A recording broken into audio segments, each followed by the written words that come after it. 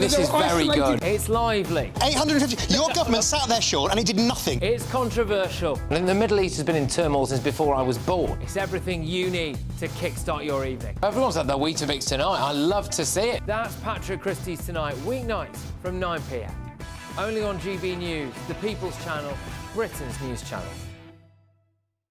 We're proud to be GB News, the People's Channel. And as you know, we always love to hear your views. Now, there's a new way of getting in touch with us at gbnews.com/yoursay. By commenting, you can be part of a live conversation and join our GB News community. You can even talk to me, Bev Turner, or any of the members of the GB News family.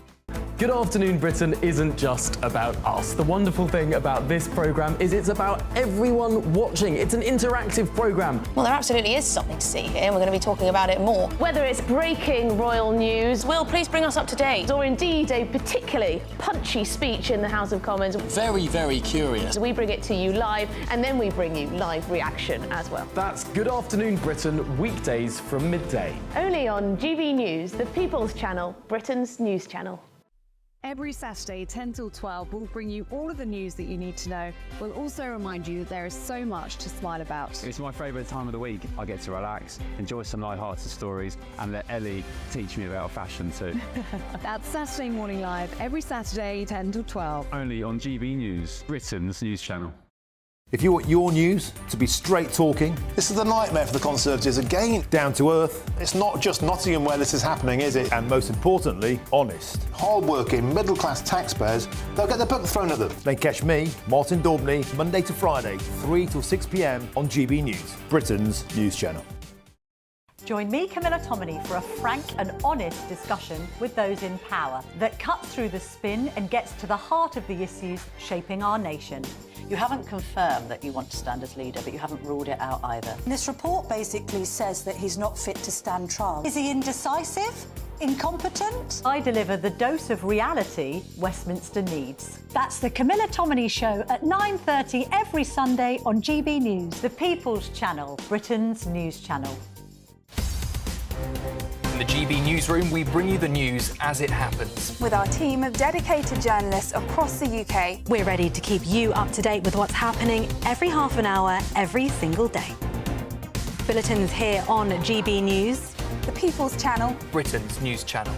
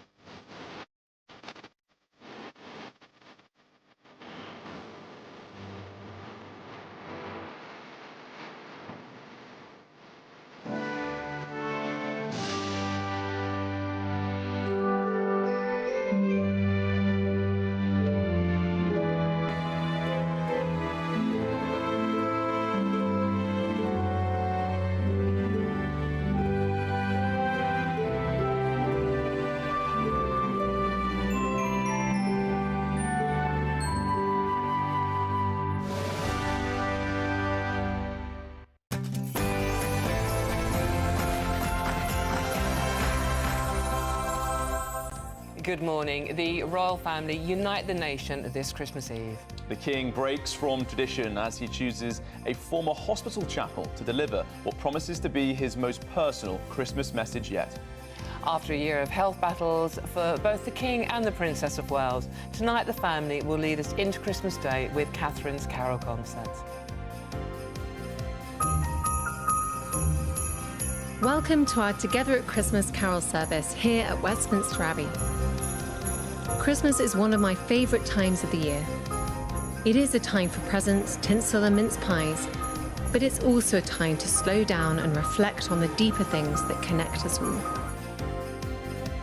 And in Downing Street, the Prime Minister releases his first festive message with a promise of better times to come as Conservative leader Kemi Badenoch ushers in the festivities. We're looking towards a better, brighter future for every person. and celebrating the joy and wonder that Christmas brings. My message to everyone at this Christmas is have a happy one, but also remember all of the people who might be in your community or even in your family who need your support, and let's not forget them either. Meanwhile, Reform UK launches an online tracker as the party boasts it's about to surpass Conservative Party membership. As of this morning, there's a mere 8,000 members between the two parties. And whether it's sitting around the Christmas tree, attending church or opening gifts, everyone has a Christmas Eve tradition. But is it time the 24th became its own public holiday? We're debating just that later in the show. And speaking of gifts, have you wrapped yours yet? Maybe you're scrambling to buy those final presents. Well, fear not, we have a Christmas expert on hand to make your gifts look that extra bit special, possibly more special than we've got on the screen right now. Yes, indeed. Yeah, mine's better than that. And meanwhile, does a deep-fried Christmas dinner tickle your fancy? One chippy in Scotland says it's a crackling success and rivals the traditional festive feast we all know and love. Mouthwatering. Now, Manchester United boss Ruben Amorim has taken aim at Marcus Rashford's advisors for influencing the striker's decision to quit the club. In cricket, meanwhile, Ben Stokes is facing a 3-month layoff after being told he needs surgery on his hamstring, and we reflect on a thrilling night of darts at the Ali Pali. There's nothing white in your Christmas weather forecasts, but the good news is if you're travelling, there shouldn't be too many problems caused by the weather either. Join me later for your full Christmas Eve and Christmas Day weather forecast. It's just gone 6 o'clock. I'm Dawn Neeson. And I'm Charlie Peters, and this is GB News Breakfast.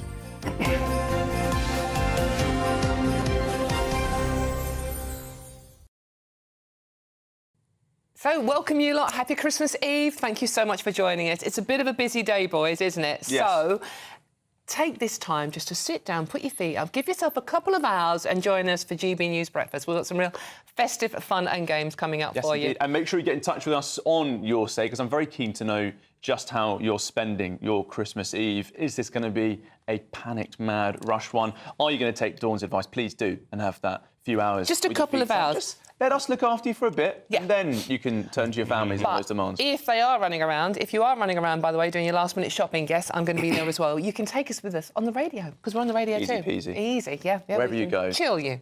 Dawn and Charlie You've got the look of a man that's got everything done. Yeah, I'd say so. Actually, you know what's quite beneficial when you buy stuff now and you think it might not be, you're thinking to yourself, actually, by the time Christmas comes, I've done my shopping too early. You're grateful for the shop having a refund policy that extends beyond Christmas. I'm hoping my gifts will be absolutely right and bang on, but if they're not, you do have that window straight after. It's a bit like the transfer window in January, Sure, isn't it? You can make changes afterwards and swap the presents back that you don't want and bring some in. And so I'm seeing my brother on Boxing Day as well. I'm going down to see him in Maidstone. Lovely. And you've done all the cooking already and prepared all that, because you do the cooking stuff. No, I don't do the cooking. I'm not on Christmas Day, no. I've worked 23 Christmas days in a row. So I'll be in, I expect to be in tomorrow as well. And so, but yeah, I mean, the shopping was all wrapped. I pay my niece to do the wrapping up. I love this. He pays staff to do the wrapping up for him. But she does it so well. She does it so well. And she'll get another gift for me for Christmas as well. She's been marvellous. Outsourcing, delegating, you've got to do it. I'm a capitalist, you know? Yeah. You pay for these services. Yeah, so husband, if you're watching, get a wriggle on today while I'm here, won't you? But you can watch at the same time, obviously. Are you ready, Charlie? I'm ready. Ish. Eek. Good luck. OK. Good luck out there, people. But, as I said, feet up, nice cup of tea, or something stronger. It is Christmas Eve, remember? A nice Bucks Fizz, maybe? And join in our fun. Right, we're going to start with the royals this morning. In a break from tradition, His Majesty King Charles will deliver this year's Christmas speech from Fitzrovia Chapel, a former hospital in central London. Now, it's the first time in over a decade it hasn't been recorded at a royal residence, with the King choosing to focus on community and healthcare after a year where both he and the Princess of Wales have been battling treatment for cancer. Yeah, commencing the celebration, Catherine's annual Westminster Abbey Carol service will air later tonight. So let's have a sneak peek, shall we? Welcome to our Together at Christmas Carol service here at Westminster Abbey. Christmas is one of my favourite times of the year. It is a time for presents, tinsel and mince pies, but it's also a time to slow down and reflect on the deeper things that connect us all. It is when we stop and take ourselves away from the pressures of daily life that we find the space to live our lives with an open heart, with love, kindness, and forgiveness. So much of what the Christmas spirit is all about. The Christmas story encourages us to consider the experiences and feelings of others. It also reflects our own vulnerabilities and reminds us of the importance of giving and receiving empathy, as well as just how much we need each other in spite of our differences. Above all else, it encourages us to turn to love, not fear. The love that we show ourselves and the love that we show others. Love that listens with empathy. Love that is kind and understanding. Love that is forgiving. And love that brings joy and hope. It is love which is the greatest gift we can receive, not just at Christmas, but every day of our lives. It's particularly poignant, isn't it, after the year that they've had with the cancer battle and everything. And if you are out there and you're going through your own personal battles, this time of year is incredibly emotional, even more so. And I love the way Catherine uses the word love continuously throughout that message. Yes. I mean, I don't know how many, I think it's about 14 times she mentions it in that It's clip. a mission to lift people's spirits. And also reading that she invited the recently widowed Lady Gabriella Windsor to help plan the carol service. So we're talking about the cancer battles that the family's had, but it's also Lady Gabriella, whose husband took his own life in February in an appallingly sad story, bringing her in to help support that process. And Sir Chris Hoy as well was there, wasn't he? And he's obviously facing his own battles. So thoughts with you all out there if you are fighting your own battles, or if indeed, like one of our regular viewers, Grumpy Grandad, you're in hospital this Christmas. We're sending you all out thoughts and love this year.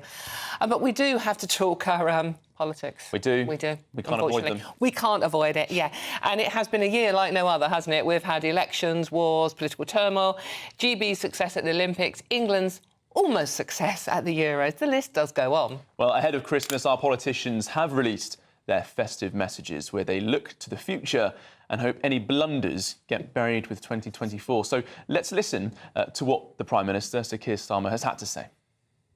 This Christmas, people will be travelling up and down the country, heading home, visiting relatives and loved ones to celebrate together the hope and joy of this special season. It's a time to remind ourselves what's really important. Family, friendship and fellowship between all people. Being there for one another in these celebrations as well as the more difficult times. I'd like especially to thank those who will spend their Christmas serving others this year in our NHS and emergency services, our armed forces, and the churches and charities that will welcome every person this Christmas. Because I know this is not an easy time for everyone. And my thoughts are with all those who are lonely this Christmas, having a tough time, missing a loved one. You are not alone. Because as Christians celebrate the birth of Jesus Christ, the Christmas story reminds all of us to reach out to one another, to care for one another, and to look after those around us. This Christmas, I will be hoping for peace, particularly in the Middle East, as the birthplace of the Christmas story. I'll be looking towards a better, brighter future for every person and celebrating the joy and wonder that Christmas brings. So, from my family to yours, I hope you have a very Merry Christmas. OK, and here is what the leader of the Conservatives, Kemi Badenoch, had to say. Christmas is my favourite time of year. So many of the things I love happen in December.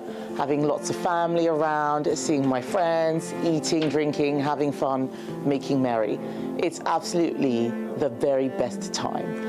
And I wanted to take this opportunity to say thank you to everyone, not just in the Conservative Party or in my constituency, but across the country, for all that you have been doing in your communities, supporting each other and helping to keep all our towns, villages and places going.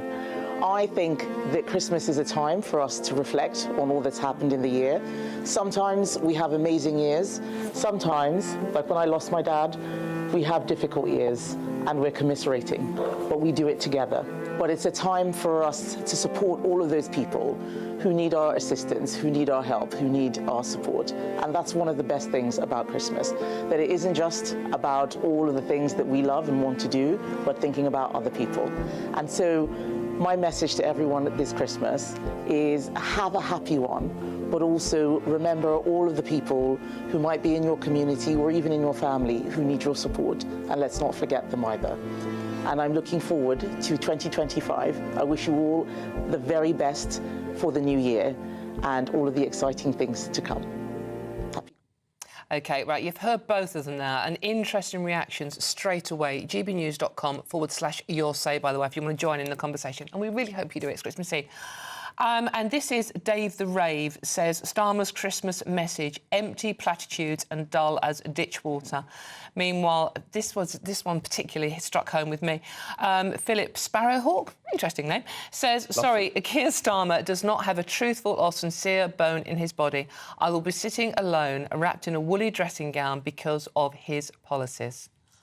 Tim from Devon here. He's got a... Well, I assume he's from Devon because he's called Tim Devon in his name, with a couple of tractors. He says, at least Kemi's sounds human and there's light-hearted music. I have to say that Kemi's definitely is more personal notes there talking about the well, she mentioned father, yeah. Absolutely. And I think that reflects, I think, the sort of spirit of Christmas for more families. It can be an up-and-down experience, right? Of course. But it's... I don't know about this, Tim. I think, in a way, the Prime Minister always has to do a sort of national roundup. And I think the Leader of the Opposition, maybe in a less official role, has a bit more freedom to talk about their family in that way. Yeah, no, I do. I think the PM's got that rigid He has to be more play. formal, while Kemi can be a bit more chatty. Don't understand that. Any case, let's have a listen to what former Mayor of Middlesbrough and political commentator Andy Preston thinks of this. Andy, thank you for joining us this very, very festive Christmas Eve. Have you got everything done yet? Hi, Dawn. Hi, Charlie. I'm kind of done. I have to confess, I don't do a lot. My wife does like 99% of stuff, but my main job is to get our two young sons to buy someone a present, and it's hard work. But good luck. Yeah, we'll finish it today. We'll finish it today. Good luck with that one. OK, well, what did you make of what you heard from the Christmas messages from Kemi and Keir Starmer? I think I'm sorry, Kemi, and I'm sorry, Keir. I think they were really dull. This is something that they have to do. So they're thinking, oh, my word, what can I say? Rather than there's no real passion behind it. I think Keir Starmer's was robotic. It was dull. Interestingly, it was very professionally produced, looked very slick and expensive. He's the Prime Minister, so he should always try to come across as presidential, but maybe needs to be a bit more human. I think he struggles with that. It came across as robotic. He's had a really tough year, and I think he's heading for a break. I understand he's going abroad, and sometimes because he's got this robotic personality, we think he doesn't feel stuff. But I think he's really struggling. I think he gets a hard time from everyone. It goes with the job, but I think it's been a very tough year for him. I think that he touched on Christianity, I've never heard him mention that at all. He didn't say he was a Christian, but he touched on Christianity, celebrating Christmas, and he mentioned churches as well as community groups. And I think he's trying to appeal to a new element, something that he normally, dare I say, overlooks. Kemi, on the other hand, was much more personal. She's obviously not in as serious a role as she doesn't need to come across as presidential. Kemi is looking for support and relevance as a leader of opposition. That's your job. So she had a more almost homemade feel to her broadcast, and I liked it. I didn't like the way the camera moved around. Does it feel like a tick box exercise for both? I think it does. But you know what I'll say is that they both touch on something that we should all remember, which is that Christmas is great if you are not too worried about money, if you have family and friends. For those that are worried about money, those that are struggling at home with issues of all kinds, they really need our support. It's a great thing, Check on your neighbours, check on your relatives, so we should all remember to do that. Sorry for the lecture. No, Andy, don't worry about that. Not a Christmas lecture. I think it's a message that many people will be agreeing with at home. But let's talk very briefly about the Reform ticker, their membership ticker, threatening to overtake, excuse me, the Conservative Party membership. That'll be a bit of an upset for Christmas for them. What do you make about that direction of travel? Are they surging at the moment? They're surging, you know, so like yourselves, you know, Charlie and Dawn and many listeners and watchers probably been socialising a bit in the run-up to this and seeing people, and people are talking about reform. People that support Labour, people that support the Tories, they're talking about reform. A lot of people at this point are saying they're going to vote for reform. So I think their membership swell is a reflection of what's really happening in the real world. I have to say that membership doesn't count for that much. So, for example, Labour, I think, has about 370,000 members. It has been a lot higher. But their support seems capped at about 34%. They're polling a lot lower than that. So I don't think that the membership correlates with the number of votes you're going to get. But it measures something. But undoubtedly, Reform are growing in strength, growing in popularity. I have to say, though, having spoken to people a lot over the last 2 weeks, Reform still in people's minds is largely Nigel Farage. The membership is growing. A lot of the enthusiasm is because people are sick of politics the way it is. But if we took Nigel Farage out of the equation, I think Reform support would fall between 50 and 75%. It's very interesting, actually, because they've got some big Tory beast sculpts, haven't they? Andrea Jenkins went over there just 3 weeks ago. Suella Braverman's husband has also joined Reform. Campaigning. And smart money is on Suella, maybe seeing how that goes for her husband and joining in the next few months. Do you think that's a possibility? I do, and I'd be surprised, Dawn, if they don't get more defections. I think that politicians are a fickle bunch. They're self-serving, at least to some extent, probably in the main. And what they will do is they'll look at their careers first, and where they see a better chance, a warmer welcome, a bit more responsibility, but more importantly, where they see a safer seat, they will go that way. The problem for politicians is that they jump on ships, moving ships too early. And I'm old enough to remember a thing called the SDP, when they split from Labour all those years ago. And mid-term, the SDP were going to win every election. I think their support went up to the mid-40s. They end up with about 5 or 6 MPs, and then we know what happens. So I'm not predicting that Reform will disappear, but I'm saying it's far too early. If I was a Tory politician, I'd sit firm for a while and see how it pans out. Nigel Farage might go to America and Reform shrinks again. Who knows? Indeed. Andy Preston, thank you very much for joining us. Wishing you a very, very Merry Christmas to you and yours, and good luck with that last-minute shopping, especially with the Litlands. Thank you very much. Thank you. I don't have to say, I mean, we're just talking with Andy there about maybe membership doesn't reflect popularity, but what Reform does need, it needs an activist base. You know, they're building very much from the ground up. They haven't got those local constituencies yet, so they'll need that. They'll need people to tap into. Sir Keir Starmer thinks he's had a very good year and says he hasn't done anything wrong and wouldn't change anything. Well, the Labour Party membership has dropped to its lowest in a decade. They've lost 37,000 members in a year. Well, there we go. Well, at GB News, we love to hear what you think, and every day we'll be running our poll of the day. And today we're asking, is Reform now the true opposition party in Britain? Now, we'll be bringing you the live results throughout the day, so make sure to stay tuned. The final result will be announced later in Martin Daubney's show. And for all our latest polls, news and how to vote, just go to gbnews.com/poll. Go on, I'll have this one. Go on, you do this one. You do this one, because it's good news. Actually, we'll have that. Christmas is coming, folks, and there's still plenty of time to grab a chance to win our festive treat to you. An incredible £50,000 in cash. It is the biggest ever Great British giveaway, and all of that tax, cash-free, could be yours in the new year. Here's all the details that you need. There's just one sleep till Christmas, and all through the land, GB News has the chance to win a nifty 50 grand. That's cash for the new year. You could go on a spree. And the best thing about it, it's totally tax-free. From Santa with love, you could be our winner. Just enter right now, or right after Christmas dinner. It's a cracker of a prize, guaranteed to enthrall. From all of us at GB News, Merry Christmas to you all. For another chance to win, text cash to 6 63232. One entry costs £2 plus one standard network rate message. Or text bonus to 63232. 5 entries cost £5 plus one standard network rate message. Go to gbnews.com/win. Entries start from just £2. You can call 0903 681 3232. Calls cost £2 plus your network access charge. Or post your name and number to GB10 PO Box 8690 Derby DE1 9TT. UK only. Entrance must be 18 or over. Lines close at 6 p.m. on the 31st of January. Please check the closing time if listening or watching on demand. Good luck.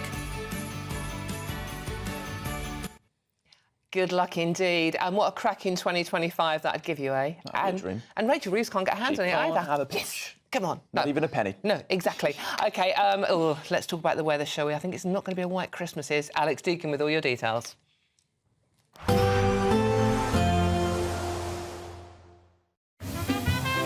Heavy showers first thing will be followed by a warm, cosy day.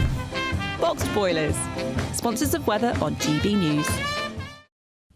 Good morning. Mild, dry and cloudy sums up the weather for today and indeed for most of this Christmas period. There's not too much to trouble us if you are travelling. So that's the good news. Bad news is if you're expecting anything white on Christmas Day, well, temperatures are going to be in double figures. It's not completely dry everywhere today. There's some rain across western Scotland, a bit of drizzle over hills, quite murky on some of the higher routes as well. Generally staying cloudy, but some brighter skies likely. Northeast Scotland, northeast England, northeastern parts of Wales as well, with a bit of brightness.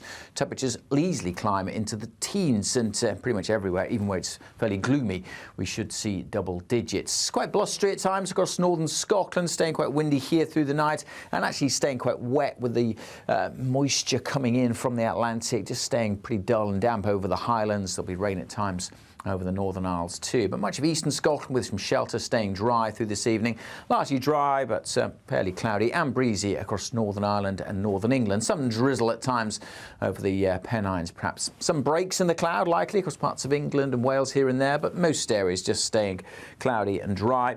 And that'll be the case as we go through this evening. So nothing to trouble Father Christmas on his journey around the country. It will be a little wet across the Northern Isles and the Western Isles and still quite windy here through the night, but elsewhere, as I say, just dry and cloudy and very mild temperatures. Some places starting Christmas Day in double digits. Many places up to 7 or 8 degrees Celsius. So yes, a mild start to the big day itself. Again, fairly gloomy skies, perhaps a bit brighter tomorrow compared to today. Better chance of a few more breaks in the cloud. So you may have a bit of blue sky for your Christmas afternoon walk. It will stay fairly soggy across the far north and northwest of Scotland. Stay quite blustery here too. In fact, generally quite a breezy day across the north tomorrow. The wind's lighter in the south, but again, a very mild Christmas day.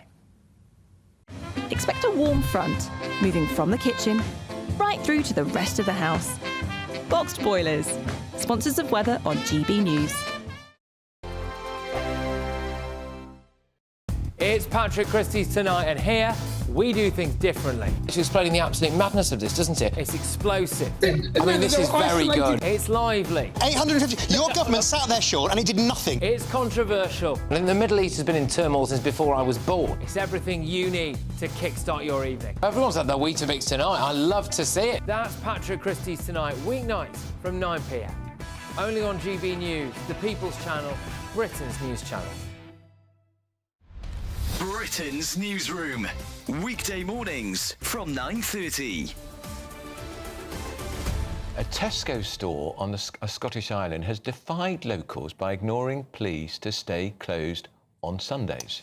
Tesco's has said that no member of staff in Stornoway would be forced to work on a Sunday and that it had received a significant amount of positive reaction to its plans. Well, let's talk now to the Minister of the Reformed Presbyterian Church, Reverend Kenneth Stewart.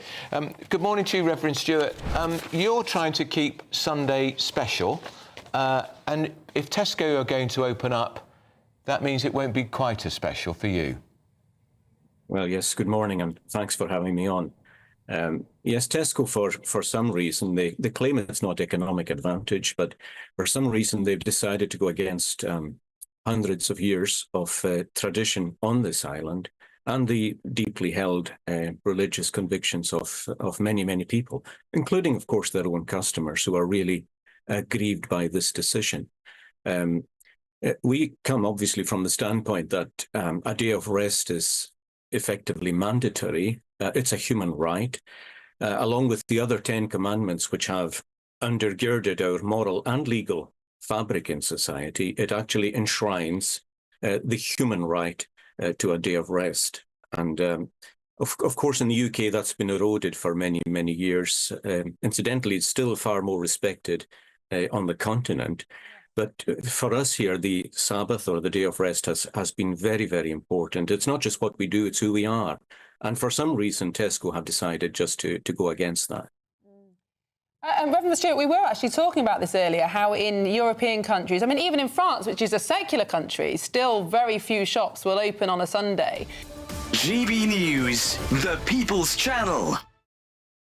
Hi there, I'm Michelle Dewberry and I'm going to take a second to tell you all about my show, Dubes & Co. We start off with the issues of the day. We then bring in both sides of the arguments. We get rid of the disrespect. And then you throw me into the mix. And trust me, I'll tell it exactly how it is. And then, of course, the magic ingredient, you at home. We mix it all together and what have we got, in my opinion, the best debate show in town. Monday to Friday, 6 till 7 on GB News, Britain's news channel.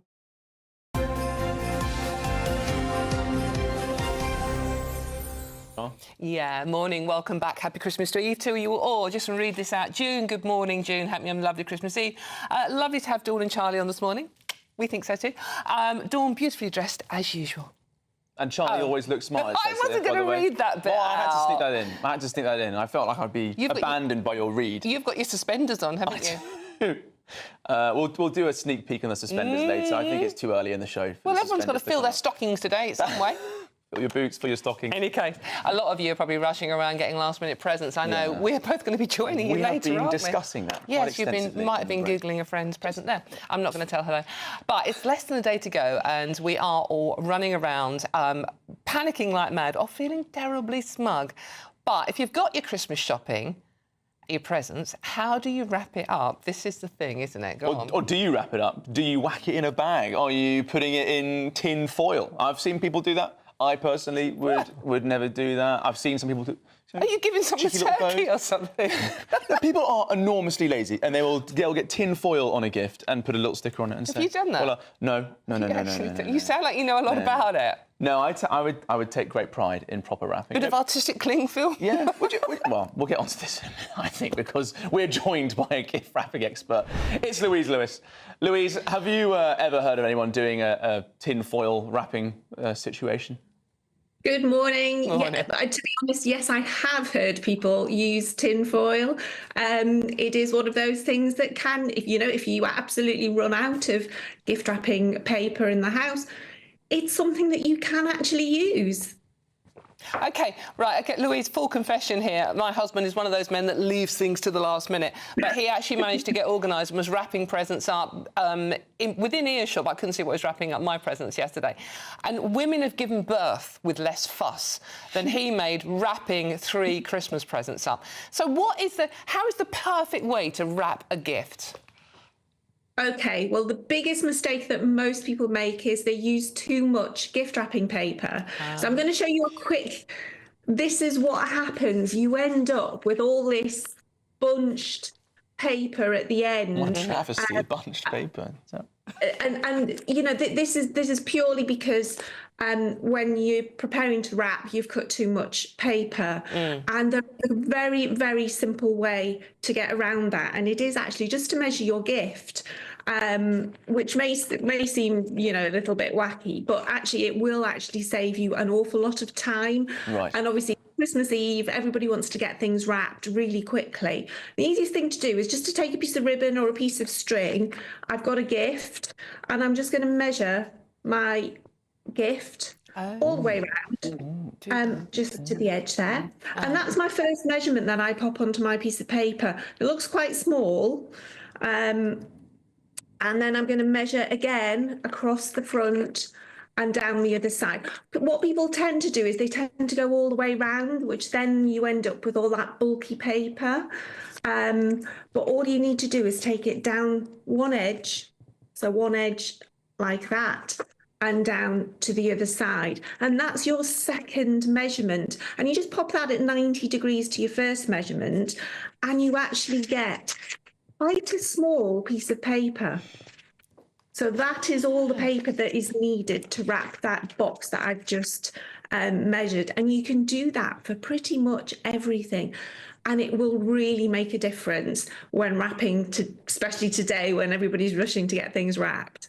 OK, Louise, that was cheating slightly. And just for a benefit of our radio listeners, Louise was demonstrating how you use the gift wrap ribbon to put it around your parcel and work out how much paper you're going to need.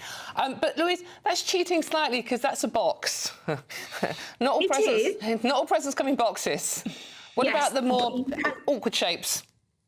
That you can actually still use a similar thing. Now, I've got something here. For a truly awkward shape, you can actually just pop it into a bag made from your gift wrapping paper, and that gets away around the fact that, you know, it's an awkward shape. You can put a watering can in something like this if you were gifting a watering can this Christmas, but you'd use a similar principle for the width of the gift.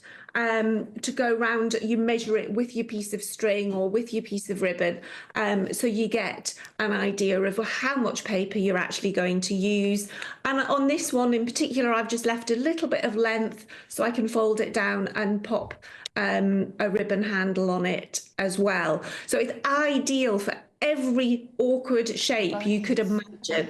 Bottles, as I said, watering cans, anything like that. You can really use that. Even jumpers, which many people find difficult to wrap, you know, scarves, all of those sort of things. Well, it's a great tip. But, Louise, we heard that confession from Dawn earlier about her husband's capabilities. Do you find that you're often teaching men more than women how to do proper gift wrapping? Is this a gendered problem? To be honest, I do get some men have attended some of my classes, but the majority still falls to women to come and learn how to do it. But I've had people say, you know, my husband does all the gift wrapping and I want to get to the stage where I'm as good as he is, which is fantastic. It's great to hear that there are quite a lot of men who actually love to gift wrap. I need that husband. Have you got her details still? I think there were quite a lot of people actually saying exactly the same. That's wonderful. Louise Lewis, gift wrapping expert, thank you very much for joining us, and a very Merry Christmas to you and yours. Thank you. Merry Christmas to you too. Well, bye-bye. Well, keeping up with the Christmas spirit, we've got some carols for you throughout the show. And here's the Vocal Zone Voice Studio Choir from South Derbyshire with Silent Night.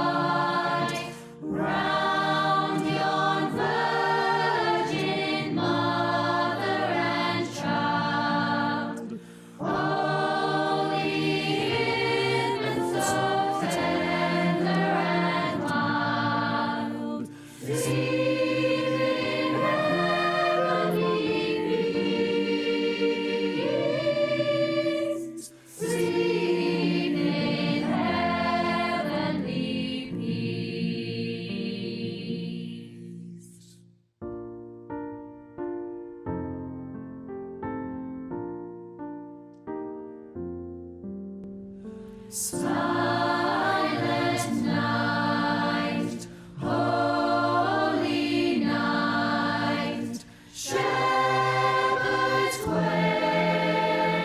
at the sight, glory stream from heaven afar, heavenly hosts sing hallelujah.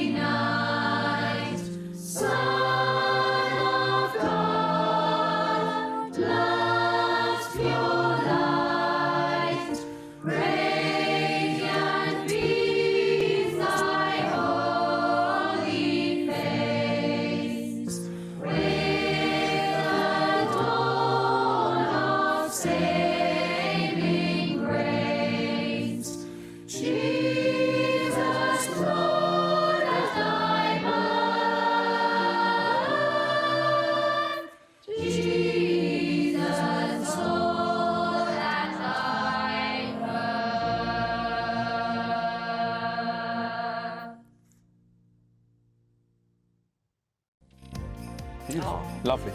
I love Gorgeous. That was really lovely. I hope you enjoyed that. I mean, we're doing that throughout the show as well, so do keep tuned. There's more carols coming up.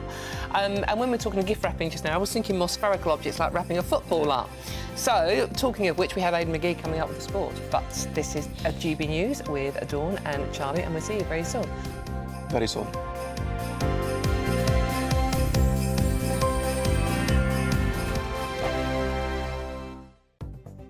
The latest GB News travel. Good morning, I'm Russell Holding in for Manor. Ballyconnell Road in Derry Lynn is closed off the A509 Bell Turbot Road because of an accident. The port of Holyhead remains closed for repairs, with sailing still suspended between Holyhead and Dublin. In West Yorkshire, the A642 is closed each way along Wakefield Road at Swillington for an investigation. On the M40 in Oxfordshire, there's a lane closed southbound after an accident between junctions 7 and 6 from Tame to Watlington. On the M4 in Berkshire, there's a lane closed eastbound between junctions 5 and 6 towards Slough.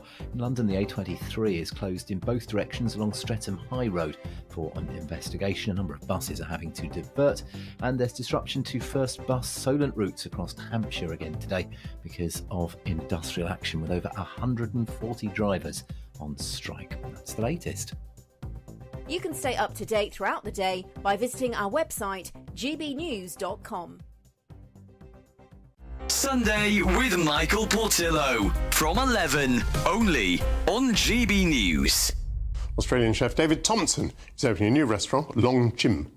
The name, which translates roughly as come and try, already has locations in Sydney, Perth and Dubai, and previously operated in Melbourne and Singapore. It marks a return to London for Thompson, whose Belgravia haunt Naarm closed in 2012. But that earned him accolades, including, in 2002, the first Michelin star awarded to a Thai restaurant. So you've mentioned Bangkok there. What is your love for Thai food? Describe to us why you think Thai food is such a great cuisine. It's endlessly complex and satisfying. It just resonates on the palate. For me, as a cook, it offers a challenge, and the way that you cook it is you chase taste. You don't follow a recipe, you follow your sense of taste. And so with all these dishes that you'll taste today, but also in the restaurant that we're opening, it's all about a sequence of taste and seasoning that has some balance. What is this dish? This is something called Gengari Gung, which is an aromatic curry of prawns. Lovely looking prawns, yes. They're not too bad. And it's with something strange called water bamboo, which we found up in Chinatown just the other day. And it's a perfect accompaniment. I'll just take a little. Yes.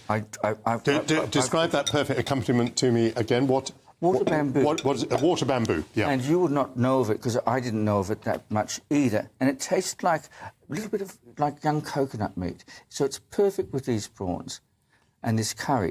And what you need to have with this curry, because this is the way that Thai food works, an interplay of flavours.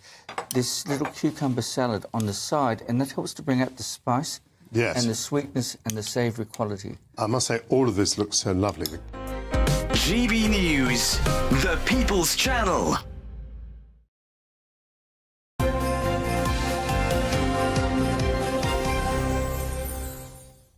Welcome back. Christmas Eve. Merry Christmas Eve. And we were talking gift wrapping, and now we have Aidan on, and I once brought my husband a football. Have you ever tried gift wrapping a football? Yeah. Oh, God. Sorry, were you in mid-flow there? Sorry, I was going to say... I just said, oh, my God, that's enough. That's all I need to say about gift wrapping spherical objects. Yeah, you know what? You can get them... If it's a decent one, you spent a few quid on it, you should get it in a box.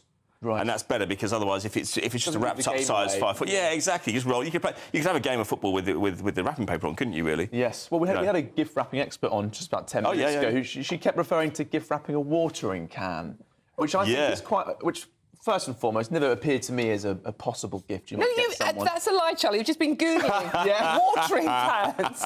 And how can I wrap a watering can up in foil? But if you were to get one in foil, then you would probably want to put it in a box as well, because that's quite a distinctive shape. Yeah, I always thought it's a little bit like someone like Marge Simpson being sort of being shaded out in an interview or something. You'd always guess it was her, wouldn't you, because of her hair? Distinctive or Bart Simpson or something, or any member of that family, in actual fact. Iconic. Yeah, they are, exactly. But listen, I want to talk about mice. Mice. Please. Yeah, because you're talking about sport, and that automatically links to mice. It does today, because they have a mice infestation at Manchester United. and not good news for United. They've had a calamitous 10 years, let's be honest with you. It's a year ago today, I think it is, that Sir Jim Ratcliffe spent £1 billion buying into this club. He has made about £250 million worth of savings by cutting back on staff. He's obviously cut back on whoever gets rid of or lays the rodent poisoning, because they've been found in kiosks on the stadium concourse on the ground floor, corporate hospitality suites. So their food hygiene rating throughout the stadium was 4 stars. They've been reduced now to 2 stars. The maximum is 5. My local kebab shop's got about 3. Right. I don't know how I got those. Probably bought them. They make them up themselves. So you get a hamster burger in there. No, not really. So look, it's calamity in there. I mean, and then we look at the situation on the pitch as well. They've got just in the stadium, they've got the leak coming through. Do you know the Manchester United manager's press conference was delayed the other day because of the leak in the roof. This is the biggest football club in the world. Yeah. And this leak is not a new problem. Yeah. It's been going on for about a year. It's making the club into a laughing stock. Now, the problem is that Old Trafford is situated between a canal and a railway line. There was even a mouse pictured on the pitch for the game against Bodo Glimt on November the 28th. I mean, some people suggested Probably played better than some of the players. Yeah, exactly. Well, I'm amazed he didn't at least get on the bench. Yeah. There's spent so much money, Aidan, on players in that decade since Sir Jim came in. Well, just why not in the get a last cat year, in the house? 172 million pounds. Yeah, a cat in the house. That's interesting, actually. I worked at a national newspaper about 10 years ago, and not mine. No, I'm not going to. I'm going to leave it quite circumspect. But it wasn't uncommon to see mice on the floor. That was mine. Yeah. No, I didn't want to say. I didn't want to say. They had a committee meeting, and they decided, and one of the chief sub decided to bring in a cat, and or get a cat for the office. And then the boss said, "Well, all right, we'll get a cat. All right, we'll sanction that, but we're not going to pay to feed him." And the tin of whiskers was about 17p at the time or something like that. But I don't know if it got rid of the problem. But listen, in all seriousness, it can be an issue. Yeah. It can be an issue. And when a stadium is that size, but the issue is on the pitch, really. I mean, Marcus Rashford has been criticised. His team of advisors have been criticised by the manager, Ruben Amorim, for saying, he's going to leave Manchester United. Was he really that well advised to do that interview? Because, I mean, he could easily be there to the end of the season. It's not predetermined that he's going to leave in January. Apart from anything else, someone else has got to find £300,000 a week to take him away from Old Trafford.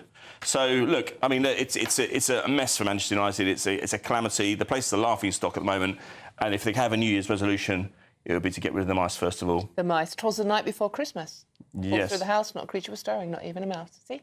Wow. I know that. But quickly, darts. A bit of darts, you're getting excited about. Yeah, I was there on Sunday for the World Championships. What an event. GB News viewers there all over the gaff. It was absolutely fantastic. We got some pictures, I think, as well for me at the darts on Sunday. But the seeds are just falling all over the place. 14 seeds in total have now gone out. We saw Rob Cross go out last night. He's won it in recent years. Dave Chisnell, the number 6 seed, lost to Ricky Evans. So a huge shock there. Rapid Ricky. And you've got I think it's on 28th. You've got Luke Littler back in. But the success of this tournament is just going on and on. There we go. There's me on the hockey for the benefit of our radio listeners. That's the table I was at.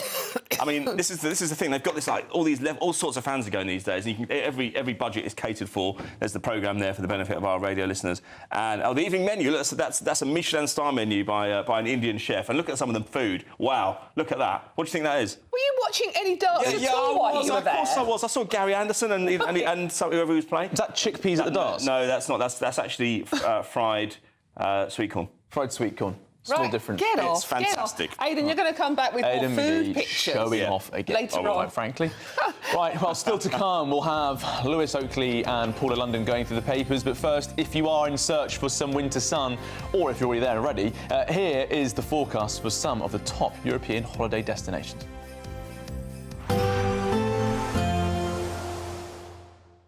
Ready to soak up that holiday sunshine? Won't we need some cover? No worries. All sorted. All Clear Travel Insurance sponsors GB News Travel Destinations Forecast. No snow for the UK this Christmas, but there is across other parts of Europe, particularly across the southeast. Generally fine and sunny for the Canaries on Christmas Day and across Madeira as well. That will be quite windy here. Plenty of winter sunshine on offer across Iberia, but it will be turning cooler here with the winds coming down from the north. Heavy rain across the Balkans and Italy on Christmas Eve, clearing, but some snow flurries following and some heavy downpours across Greece and Turkey. Sunny skies in Barcelona, but not very warm. All Clear Travel Insurance sponsors GB News Travel Destinations Forecast.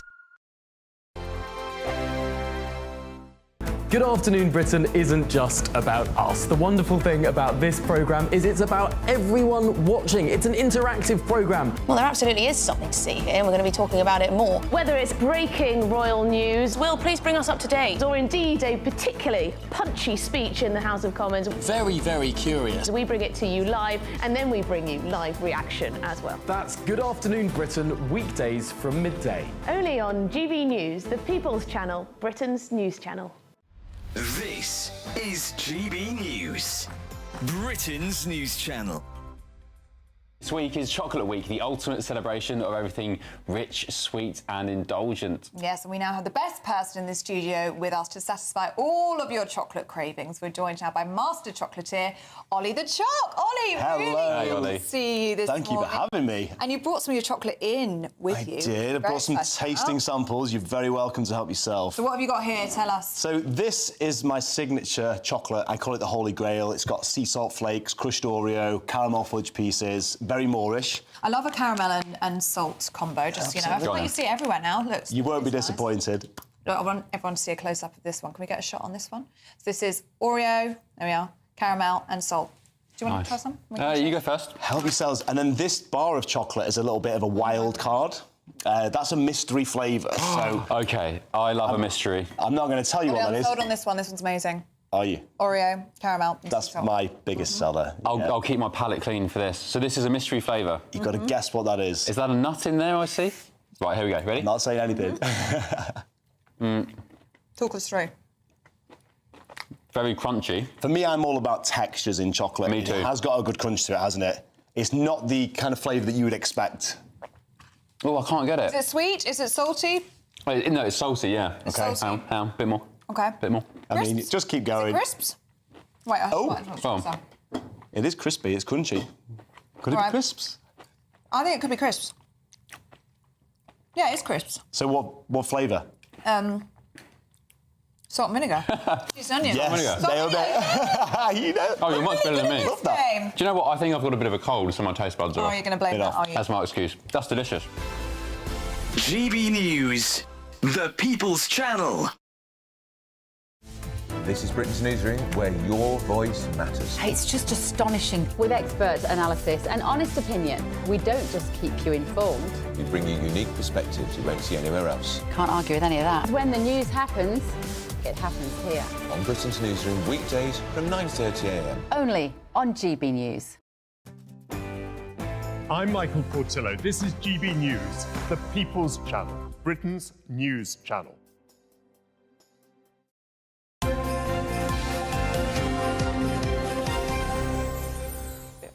Welcome back. Merry Christmas Eve. You're watching GB News Breakfast with me, Charlie Peters, and the wonderful Dawn Neeson. Well, joining us to go through what's making the news today, we have the podcaster and writer Lewis Oakley and the broadcaster and commentator Paula London. Hello, good morning. Morning. Merry Happy Christmas. Christmas Eve. Merry Christmas. Indeed. Ready yet? Got everything done?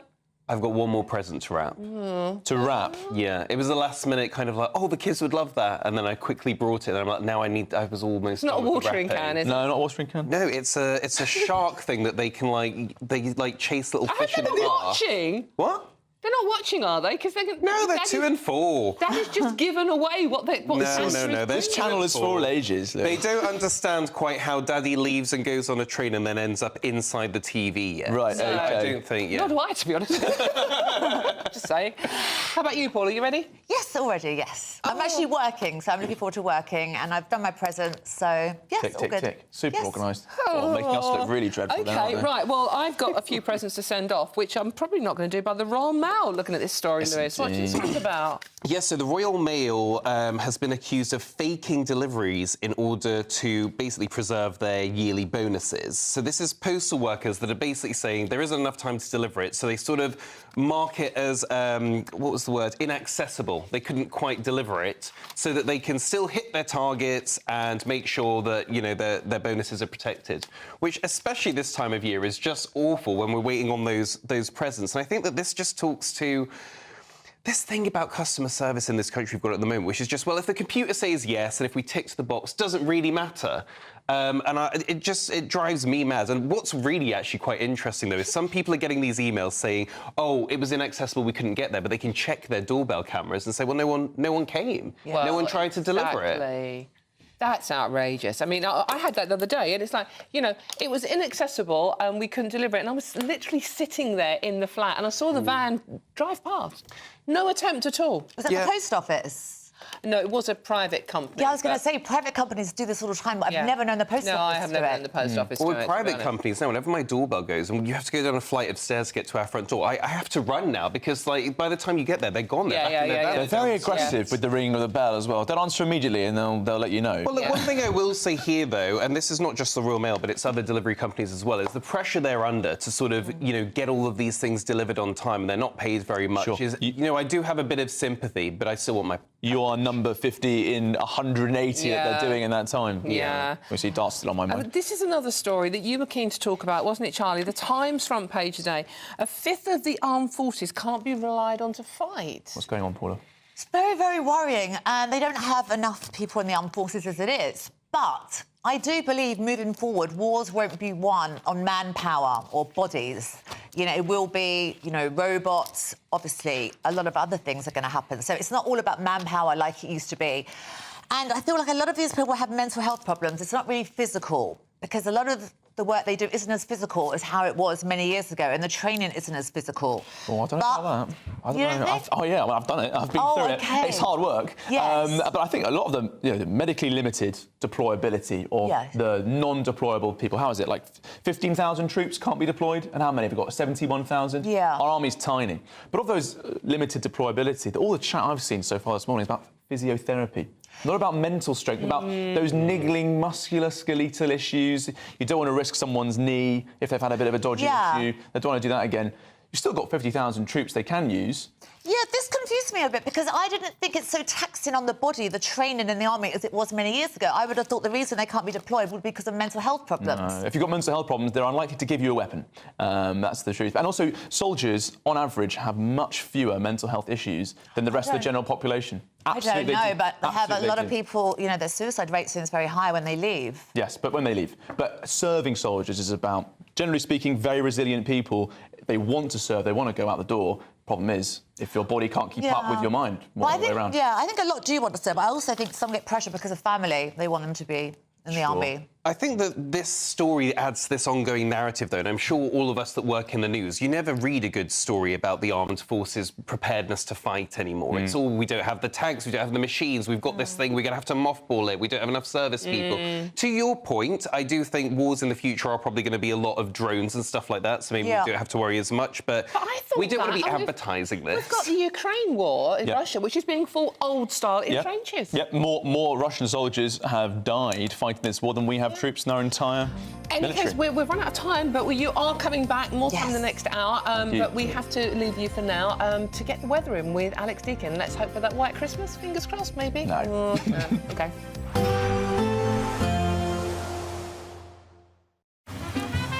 Despite the morning rain, it'll be a nice, warm, cosy day ahead.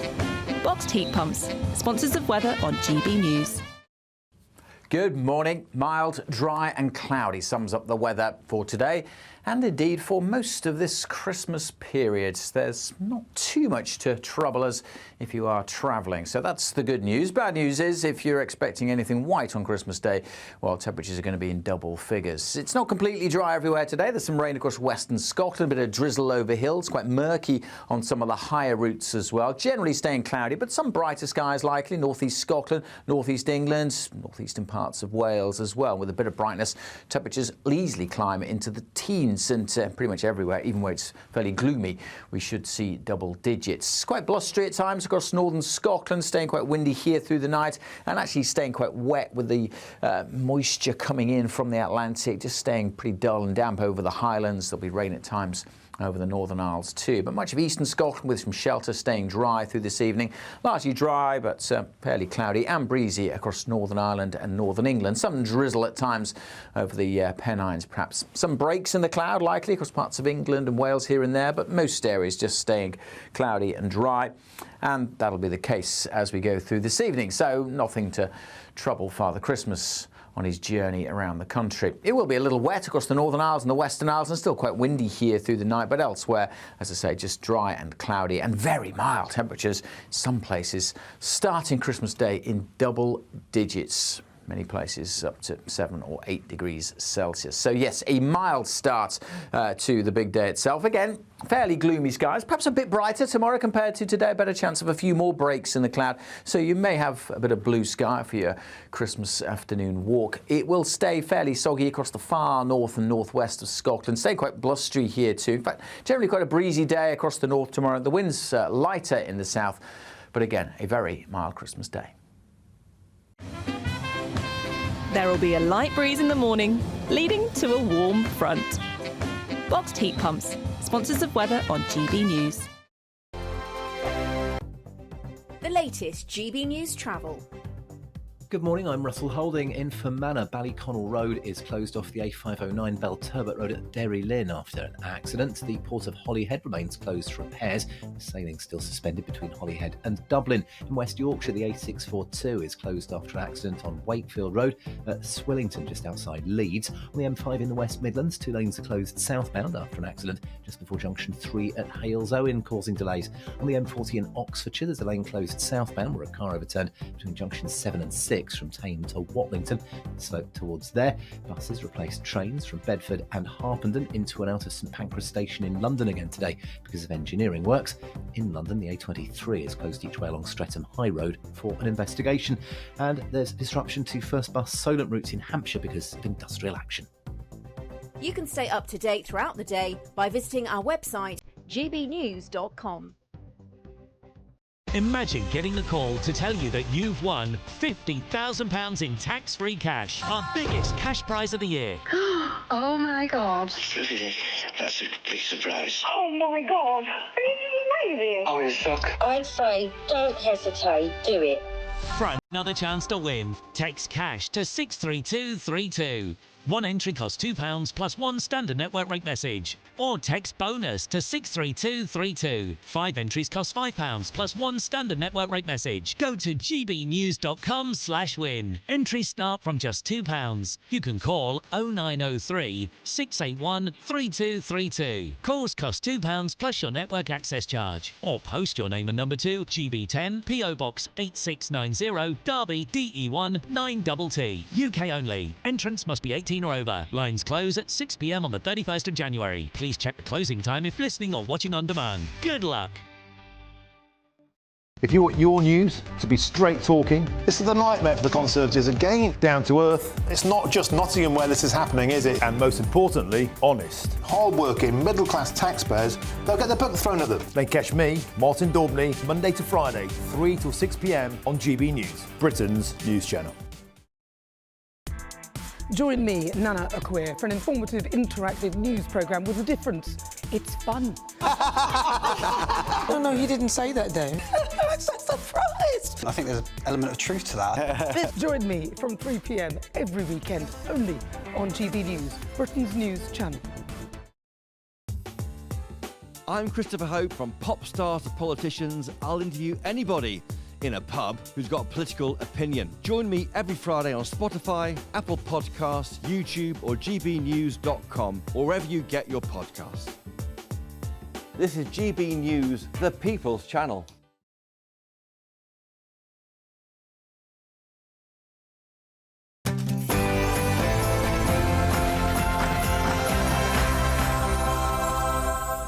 Good morning. The royal family unite the nation this Christmas Eve. The King has broken from tradition as he chooses a former hospital chapel to deliver what promises to be his most personal Christmas message yet. Yes, after a year of health battles for both the King and the Princess of Wales, tonight the family will lead us into Christmas Day with Catherine's Carol concert. Welcome to our Together at Christmas Carol service here at Westminster Abbey. Christmas is one of my favourite times of the year. It is a time for presents, tinsel and mince pies, but it's also a time to slow down and reflect on the deeper things that connect us all. And in Downing Street, the Prime Minister releases his first festive message with a promise of better times to come as Conservative leader Kemi Badenoch ushers in the festivities. We're looking towards a better, brighter future for every person and celebrating the joy and wonder that Christmas brings. My message to everyone this Christmas is have a happy one, but also remember all of the people who might be in your community or even in your family who need your support, and let's not forget them either. Meanwhile, Reform UK launches an online tracker as the party boasts it's about to surpass Conservative Party membership. As of this morning, there's a mere 8,000 members between the two parties. And whether it's sitting around the Christmas tree, attending church or opening gifts, everyone has Christmas Eve traditions. But is it time the 24th became its very own public holiday? We're talking about that later in the show. Now, does deep-fried Christmas dinner tickle your fancy?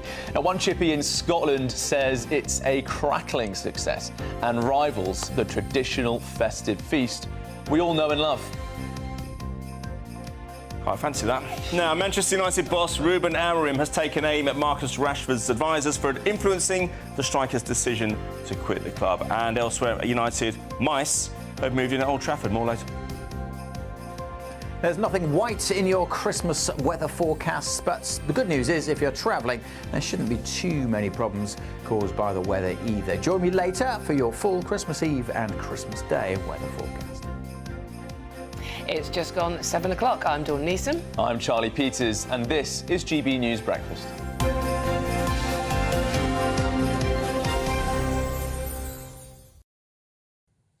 Now, yesterday we had a brilliant time talking about Christmas trees, and we were playing with the baubles here, which are lethal. You get glitter all over the place, hence the jacket. You can smash them. They're quite brittle, aren't they? You can actually... I've actually broken one before a few years ago. You don't know your own strength. Blood. You don't know your own strength. You're a proper man. But we were having a look at all our Christmas trees. I mean, Aidan, we've seen your Christmas tree now, haven't we? Have we got Let's have a look. I think tree? we've got a picture of it at the moment. It's been up there. It's been up there for a few weeks now. And if you look at the baubles, you can't. There's a snowman there on the bottom. Love the snowman. You've got another snowman there, different kind of angle there, which doesn't light up. Nice I've got telly, Christmas film on TV. Yeah, quite right. You can't see the baubles, but they match the colour scheme of the whole house, which is blue and gold. Very, very classy. Yeah. Very classy. And you see a pint of beer, I think, on the. Right. Okay, table that's even classier. Well, it is Christmas. Charlie, how's your tree coming along? It's glorious, I'm told, because it's been at the family home, which I've not been to in a while. But I'm told it's been set up. It's a very stressful experience, the Christmas tree in our home. Getting your mum and dad to put the tree up for you. My dad takes control of it, but it always falls down, and it's a proper tree, you know. But we'll get a photo of that soon. Right. But before we have that, we have yours ready and prepped to show. So let's have a see. Whoa. Quite wow. mono. Quite mono. Yeah. Amazing. It's pure white. White, yeah. It's white and silver, and I love doing it. And I put it up earlier this year because it was the last day I had to do it, basically. And the husband keeps trying to sneak coloured baubles on it, though. I'm sorry, that's grounds for divorce. Have you got a claret and blue? It's going to be white. Claret and blue ones? Well, we did have a claret and blue one, but it's sitting in a box still. Because what's that old joke about West Ham coming down like the decorations after Christmas? Yeah, we've all been there. But let's have a look at yours. We want to get some of yours in as well. So this is Sue from Barnsley. Have you got Sue's picture? Oh, yeah, she's downsizing her home, so she's got a skinny tree. Looks like the Shard. It looks like the Burj Al Khalifa, you know, one in Dubai. It does, doesn't it? Don't listen, Sue, horrid boy. I love compliments of beautiful buildings, serious buildings. We've also got Rob and Karen's tree. They're from Selsey Bill. Lovely. Oh. That's serious business. Very nice indeed, very classy. Traditional, I like that one. Traditional. No, I like that. It's very traditional, It is. Big space around it, though, as well. Well, it dominates the room, as it should. Isn't it funny? Isn't it funny? Back in the 80s, everyone thought that we were going to move to artificial trees forever. And then suddenly, we've just come full circle back to real ones again. Everywhere you go in London, there's somewhere selling them, aren't there? Original and best. Absolutely, yeah. Have we got time for one more? Nikki's tree that was actually made by her husband. I'm intrigued to see. Oh, wow. Well, that's good. That's fair. How's he made that? I feel if you had a pet hamster, it'd walk up. That's like origami, isn't it? Is it paper? Yeah. Okay. Really impressive. Did you know that the number of Christmas trees have downsized significantly? We heard about Sue in Barnsley who's downsized her home, but because living rooms have gotten smaller, our average tree has gotten smaller. With the sales of the tall ones going down, maybe make your own and make it fit the space. Trees empty. They've all been put on slimming drugs. Shrinkflation. OK, forget your pictures coming in. So they send them in via the website. So have a look at the website and tell you how to get your trees coming in. Now, in a break from tradition, His Majesty King Charles will deliver this year's Christmas speech from the Fitzrovia Chapel, a former hospital in central London. Now, this is the first time in over a decade that it hasn't been recorded at a royal residence, with the King choosing to focus on community and healthcare after a year where both he and the Princess of Wales have been battling treatment for cancer. Indeed. Commencing the celebrations, Catherine's annual Westminster Abbey Carol concert will air tonight. Let's have a sneak peek.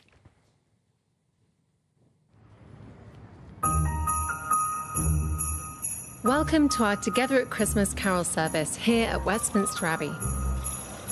Christmas is one of my favourite times of the year. It is a time for presents, tinsel and mince pies, but it's also a time to slow down and reflect on the deeper things that connect us all. That looks lovely, can't wait to see that. Well, we're joined now by historian Martin Whittock to talk about why Prince Charles, or King Charles, gosh, that's a Freudian slip, so that's years of doing that, King Charles has chosen to break with tradition this year with his traditional address. Martin? Yeah, this is really interesting, isn't it? As you say, it'll be delivered from a former hospital chapel after the King underwent cancer treatment. And the chapel is the Fitzrovia Chapel in central London. And it used to serve as the chapel of the Middlesex Hospital. And as you've rightly identified, it's the first time in more than a decade the Christmas speech has been recorded from a place that isn't actually a royal palace or estate. Interestingly, in 2010, it was filmed at Hampton Court Palace, in 2006 at Southwark Cathedral, and in 2003 at an army barracks in Windsor. But normally it tends to be at the palace or the estate. And I think this is a deliberate attempt by the King to connect with those people who have been so intimately connected with him through his treatment. Now, what's interesting is that this chapel is no longer actually used as a church, as it were, but it's now used for community events, and people can go there for quiet contemplation. So I think it's the way in which the King is connecting with those people who've been so supportive of him over the year, flagging up their role in our lives, and also, although this, of course, is a key Christian celebration, and he is Supreme Governor of the Church of England, I think he's also making the point that this is a place where the whole community can come together, and therefore Christmas is also a place that the whole community can come together as well. So I think physically, the placing of his speech here is actually giving a lot of information. And you might be interested to know that he's filmed beside a Christmas tree, which has since been donated to a hospice in Clapham.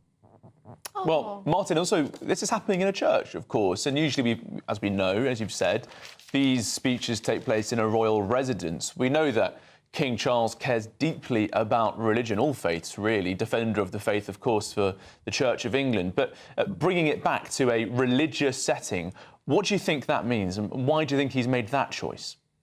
Well, I think it says two things. First of all, he is reminding us that this is Christmas. You know, this central message of Christmas is the Christian faith, Christ come to earth. But also, there is an aspect to this that's quite interesting as well, because as I say, this is a former hospital chapel. It's actually not used as a chapel now. It's now more of a community resource. So in one site, he can remind us of the true message of Christmas, but he can also say that in this place that was a chapel that now is a community resource, whatever people's views are, faith, different faith or no faith, they can still come together at Christmas. So it has a kind of a nice bringing together of a number of themes in this particular choice of the Fitzrovia Chapel. And Martin, there's also a link to Charles's then wife, Princess Diana. Yes, I mean, clearly, this is a difficult time of the year. It's a sensitive time of the year. And I think that the King is aware of this. And I think that both he and the Queen have been very careful to kind of, curate their past and curate their history and recognise that there is a complex backstory, to this amazing royal couple. But they are now building their way forward. And I think that kind of is a challenge to us, because we live in a very complicated world of mixed families and blended families and new families. And I think what they're saying is that you don't kind of ignore know the past, you recognise the past is part of your history. I mean, I'm as a historian, you know, I spend a lot of my time in the past, and I think they're saying the past informs our present, but it doesn't need to define us. We need to define our present and our future depending on where we stand now. So I think they're recognising the past, but they're also saying, here we are in the present, let's move forward together in a community that is a complex national community today, just as the royal family is a complex family community. So we are a complex community as a nation as well. They can speak to us, I think, in all our complexity. Yeah. And Martin, we've also got the Princess of Wales, her carol concert, one of the few times she's made a public appearance this year amid a really torrid year of battling cancer. She's focusing her message on love and empathy. Why do you think she's chosen those themes for this year's edition? Because I think what she's been through this year, I mean, she obviously is a deeply sensitive person who really cares about people and connects with people. But clearly what she's been through over this year, I think has probably reminded her more than ever of the importance of family, the importance of support. I mean, she gives a lot of support to other people. And I think this last year has reminded her, of course, that she also deserves support, and she has gained a great deal of love and support as well. And I think she's reminding us that this time of the year that it's great to receive, but it's even better to give. I mean, Jesus says it's more blessed to give than receive, quoted by St. Paul. And basically, I think she's saying it's good to receive, but actually it's also good to give as well. We're in that complicated situation that we both give and receive. As you say, it's going to be a very important evening this evening, and then a big event at Sandringham. We think there may be up to 50 people now at Sandringham for Christmas, because Princess Beatrice, her husband and their 2 children, her daughter and her stepson, they're going to be heading to Sandringham now as well, because it was thought that she'd be going to Italy, but now they're not going to Italy because she's pregnant and she was advised against travelling. So we think that something like 50 people will be gathering tomorrow. So it really will be a big royal family event as well. So in addition to the message, of course, that we'll hear at 3 p.m. tomorrow, and the beautiful carol service, they are going to be having a family Christmas like many of us will, although I suspect... We've lost Martin there. Frozen. Well, thank you very much. That was our historian, Martin Whittock, there. And we just sort of say Merry Christmas to you and yours, Martin. OK, it's been a year like no other. We've had elections, wars, political turmoil, GB's success at the Olympics, England's almost success at the Euros. The list goes on. Well, ahead of Christmas, our politicians have released their festive messages, where they look to the future and hope any blunders get buried with 2024. So let's listen to what Prime Minister Sir Keir Starmer had to say. This Christmas, people will be travelling up and down the country, heading home, visiting relatives and loved ones, to celebrate together the hope and joy of this special season. It's a time to remind ourselves what's really important: family, friendship and fellowship between all people, being there for one another in these celebrations as well as the more difficult times. I'd like especially to thank those who will spend their Christmas serving others this year, in our NHS and emergency services, our armed forces, and the churches and charities that will welcome every person this Christmas. Because I know this is not an easy time for everyone, and my thoughts are with all those who are lonely this Christmas, having a tough time, missing a loved one. You are not alone.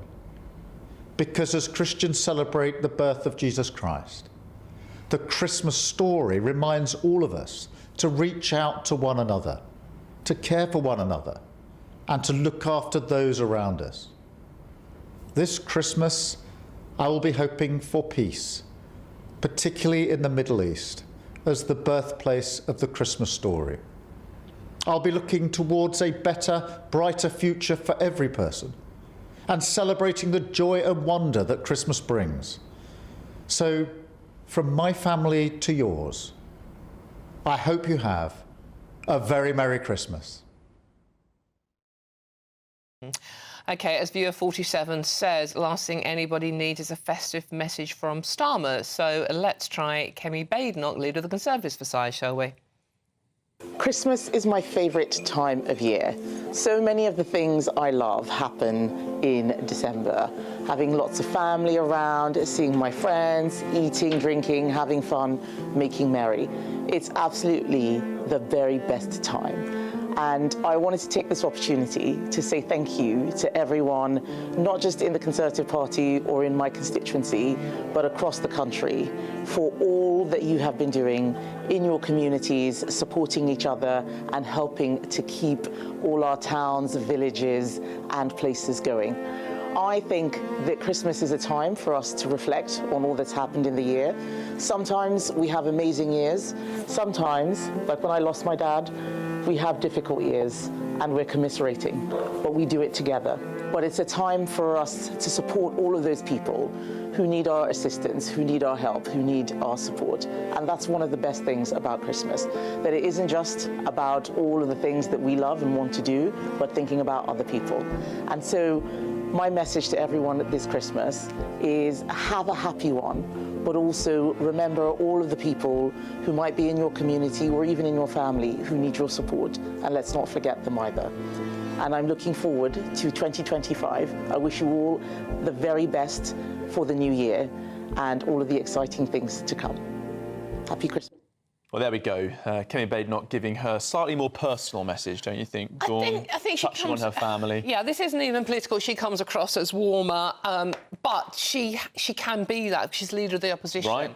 I mean, he is officially the Prime Minister, whether we like it or not. He's the Prime Minister, so he has to be a bit more controlled and sort of like ministerial about it. Oh, people might want to see the Prime Minister cutting about going into the community for that annual address, but after we saw what happened to Yvette Cooper getting shouted at quite aggressively, gosh, yeah. I don't think any Labour minister wants to be out and about giving any sort of Christmas message at the moment. They're battling. They're battling. They're on the back foot. Their economic policies are under fire. Their activities in the law are under fire. So they're certainly struggling. The thing is that you're right. I mean, you get in touch, please, and let us know what you think. gbnews.com/your say. There's not a lot of love in the room for Keir Starmer. We've already heard from a pensioner who messaged in earlier saying, well, yeah, great, thanks very much, but I'm going to be shivering in my home this Christmas. And Gordon Neal says, Starmer's Xmas message, look into his eyes, they are empty. There is simply nothing there. Lots of you not impressed. And the weird thing is, Keir Starmer gave an interview recently saying, well, I think I'm doing quite well. Yes, that's bold, I would say. But he's joking about his lack of popularity at parties. That's the word on the street, as it were, that he's kind of joking around it. But I think it's no laughing matter for them. That's the world's worst Christmas cracker joke, isn't it? A lot of people, I'm doing terribly well. Are not laughing. And you know, Kemi Badenoch being slightly personal and all the rest of it, giving that family message. But I think people want to hear a longer speech from her about what she actually stands for. That's what they want to hear from her. But it's Christmas. I don't want to hear politics at all. I want to hear what Kemi's having for Christmas dinner. I want to know what Starmer's doing for Christmas. That would be interesting. Yeah, exactly. They should have included that in their speeches. Any case, at GB News, we love to hear what you think every day. We'll be running our poll of the day. Today we're asking, is Reform now the true opposition party in the UK? And where was their Christmas message, I have to say? Oh, yeah, we haven't had that yet, have we? We'll be bringing you the live results throughout the day, so make sure to stay tuned. The final result will be announced later in Martin Daubney's show. Now, for all of our latest polls, news and how to vote, just go to gbnews.com/poll. Yes. And for Christmas trees, where do we send those? GB Views at gbnews.uk. Yeah, keep your Christmas tree pictures coming in. They're lovely. We're very impressed, and he hasn't even got one yet, so you're making him feel terrible because his mum's done it for him. Dad, please. Mum and Dad. That's a joint effort. That's the tree grafter. Mum sort of stays away just in case it all goes horribly wrong. Mum not put the baubles on? No. Oh, really? It's a masculine job of mine. That's a bloke's job, the tree baubles. Hey, OK, well, we want to see the picture. Get your dad to send a picture in there. Will do. OK, but now let's get the weather. And if you're hoping for a white Christmas, I'm sorry, you might have to go somewhere to Scandinavia to get it. Here's Alex Deakin with the details for you.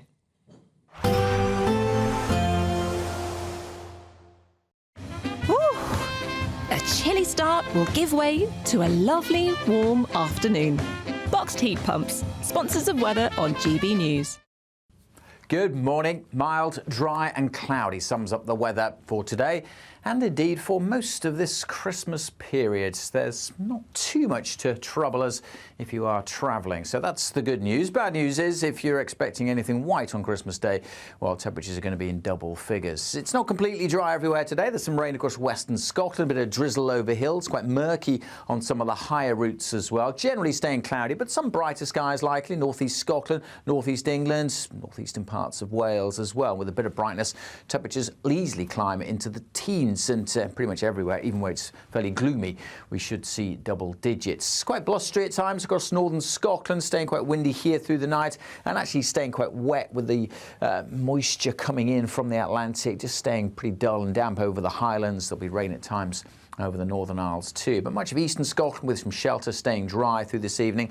Largely dry, but fairly cloudy and breezy across Northern Ireland and Northern England. Some drizzle at times over the Pennines, perhaps. Some breaks in the cloud likely across parts of England and Wales here and there, but most areas just staying cloudy and dry.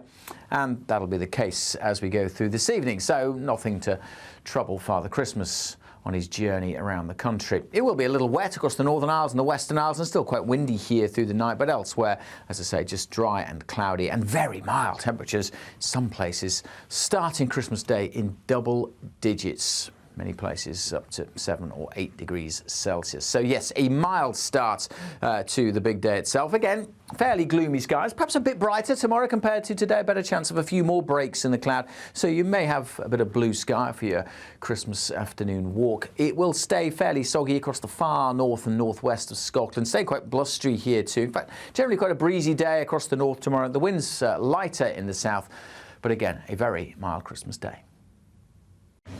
A nice bright morning will generate a lovely warm day, right through to the evening. Boxed Solar, sponsors of weather on GB News. OK, that was interesting, wasn't it? OK, it's not going to be White Christmas here. But I just learned something very interesting about Charlie's dad, which I'll tell you very soon. Well, Christmas is coming, and there's still plenty of time to grab a chance to win our festive treat to you. An incredible £50,000 in cash. It's the biggest ever Great British giveaway, and all of that tax-free cash could be yours in the new year. Here's all the details that you need.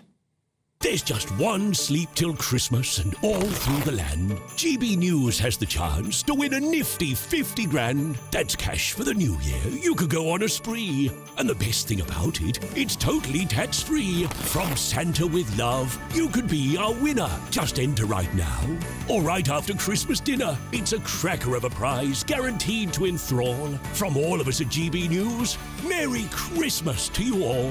For another chance to win, text cash to 63232. One entry costs £2 plus one standard network rate message. Or text bonus to 63232. 5 entries cost £5 plus one standard network rate message. Go to gbnews.com/win. Entries start from just £2. You can call 0903 681 3232. Calls cost £2 plus your network access charge. Or post your name and number to GB10 PO Box 8690 Derby DE1 9TT. UK only. Entrance must be 18 or over. Lines close at 6 p.m. on the 31st of January. Please check the closing time if listening or watching on demand. Good luck.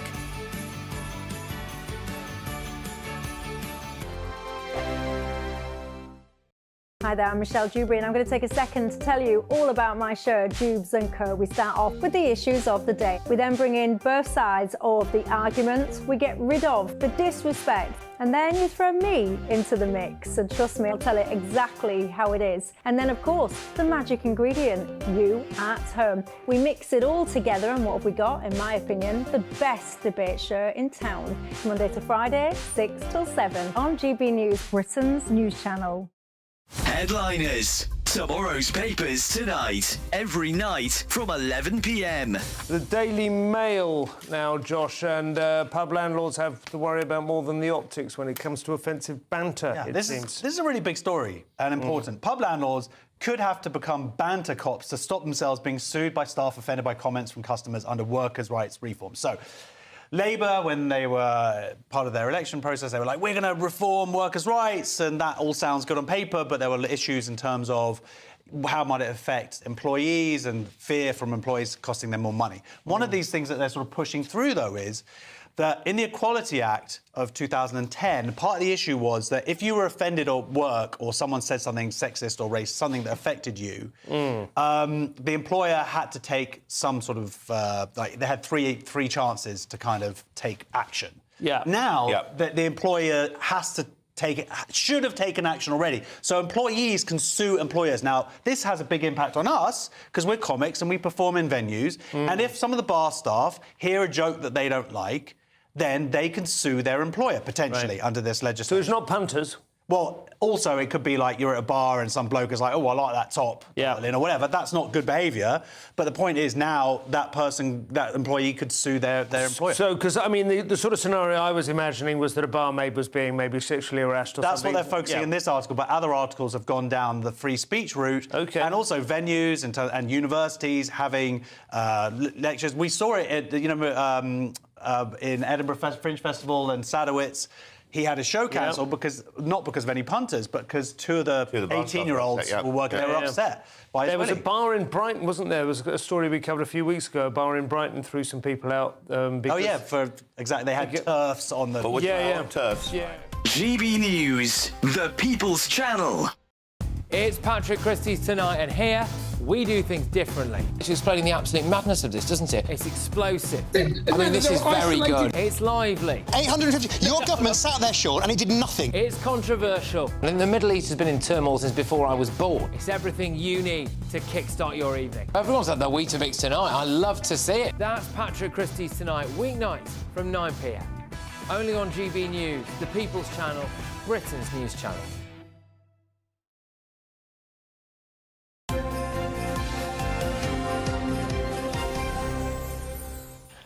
Welcome back. You're watching GB News Breakfast with me, Charlie Peters, and the wonderful Dawn Neeson. It's very sparkly. It's super sparkly. And he hasn't made an effort. I've had to lend him my hat. OK, well, go on then. Lend him my Christmas hat. There we go. OK, well, let's carry on then with one more sleep before Christmas Day. All people want to do is rest, not wear hats, travel home to their families and feel spirited for the holiday. You see what we're doing here? Yeah, I think you look gorgeous now. You look very cute. Right. It's like Elf on the Shelf.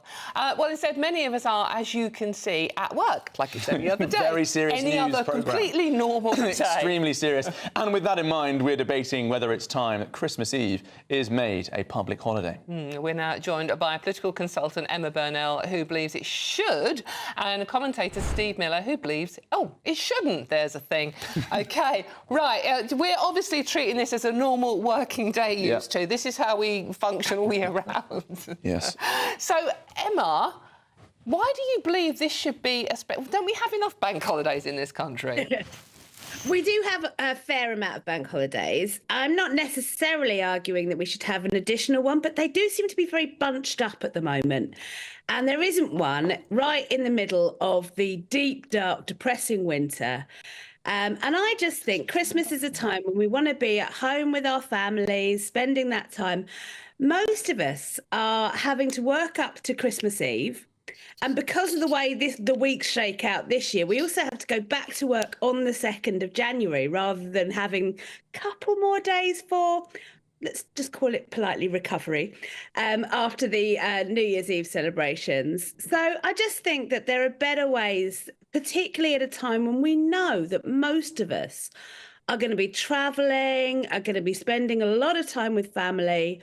Working is really important, working hard is really important, but we do that for a reason, and we do it to have a good life and to spend that good life with the people we love. And so let's make that part of our national spirit, that we give people a day to do that on Christmas Eve. Steve, you're not convinced by this. Do you think we have enough bank holidays as it is? Yeah, I am a bit bar humbug on this. Actually, Christmas Eve is my favourite day of the year. Actually, and the reason I love Christmas Eve, let me tell you why, is because there's that feeling of excitement, that feeling of anticipation, and then people are at work. And, arguably are people at work, because from my experience, I'll tell you what goes on in the office on a Christmas Eve is you're eating, you've got the music on, and I'll tell you what, Charlie, if I was there, I'd have the mistletoe in my hand with you in that hat. So, what I would say is that actually, I think Christmas Eve should stay as it is because of that anticipation. The other thing to remember is we have three kind of public holidays, don't we, over 2 weeks? We've got Christmas Day, we've got Boxing Day, we've got the 1st of January. To add another one would just be inappropriate. And I'll tell you why it's inappropriate. Because people still need to see a doctor. People still need to see, go to the chemist. People need to do things. Potholes still need to be mended, and that does include Christmas Eve. We can't suddenly have this kind of no work ethic. And also the other thing that I think we need to remember, and to be fair to Keir Starmer, he does mention this in his speech, is that this time of year is very lonely for a lot of people, right? It's very lonely for a lot of people. So adding yet another day on, making Christmas Eve a public holiday, actually could drag out their loneliness and their emotional pain. So I sound a bit Scroogey, but I would keep Christmas Eve as it is. I would. I know Emma thinks I'm being Scroogey, but yeah, bar humbug from me on that one. Emma, you're shaking your head there. I mean, that is a point, though. I mean, it is quite a lonely time of year if you're on your own. So another day which emphasises loneliness, it's not going to help people, is it? Well, I'm on my own. I live on my own. Well, I say that. The cat will almost certainly be in view in the picture as soon as she can work out how to be. But, yeah, look, this is a difficult time of year for a lot of people, and I'm not playing that down at all. But I don't think that work is the answer to loneliness. I think there's a lot of answers to loneliness in our society, and we need to do a lot more about that. But I don't think saying that an additional enforced workday is the way to cure the loneliness epidemic. I also agree that people need public services and things around Christmas. We do need doctors. If those of us who have overindulged might need doctors a little more. I wouldn't know, I've quit drinking, but I suspect that A&E is pretty busy over this week. But that doesn't mean that those of us working in an office have to join in. And there's nothing less fun than enforced fun. And I like the office party. The mince pies going around. In fact, I think Dawn had some with you when I was on one of your shows recently. All of this is lovely, but it's not the same as getting to choose for yourself. What do you want to do? Spending time with the people you truly love rather than the people you truly have to sit next to 8 hours a day because you paid to. Steve, last word to you. You do have the choice. Bottom line up front, the majority of Britons receive more in benefits than they pay in taxes. We can talk about whether it be good for loneliness or getting people together more often. Bottom line up front, Britain can't afford another bank holiday, surely. That's pensioners. No, I don't think it can. And also, you can have today off. Most people can take today off. It's something called annual leave. You can actually book the day off. But also, next year, I don't want to be doom and gloom today because it's Christmas Eve, but next year is, we've been told it's Red Rachel's recession year, probably. So actually, we need to keep the economy open as much as we possibly can. And to close the economy down when productivity, especially in the public sector, is pretty dire, is not a great thing. So I think business should be those workplaces you were talking about, Steve. One at a time. Go on, Emma.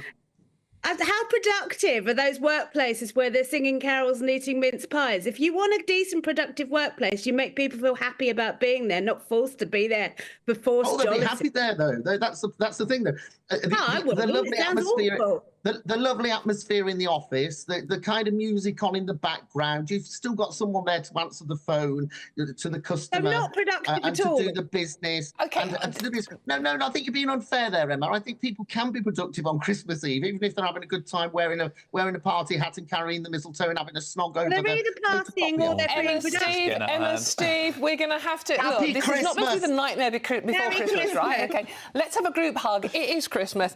Emma Burnell, Steve Miller, thank you very much for that debate. Welcome. And wishing you both a very Merry Christmas. I'm sure that argument will continue off air. Lovely. And to ease off, we've got something lovely for you. Here's the Vocal Zone Voice Studio Choir from South Derbyshire with Joy to the World. Joy to the world, the Lord is come. Let earth receive a King. Let every heart prepare him room. And heaven and nature sing, and heaven and nature sing, and heaven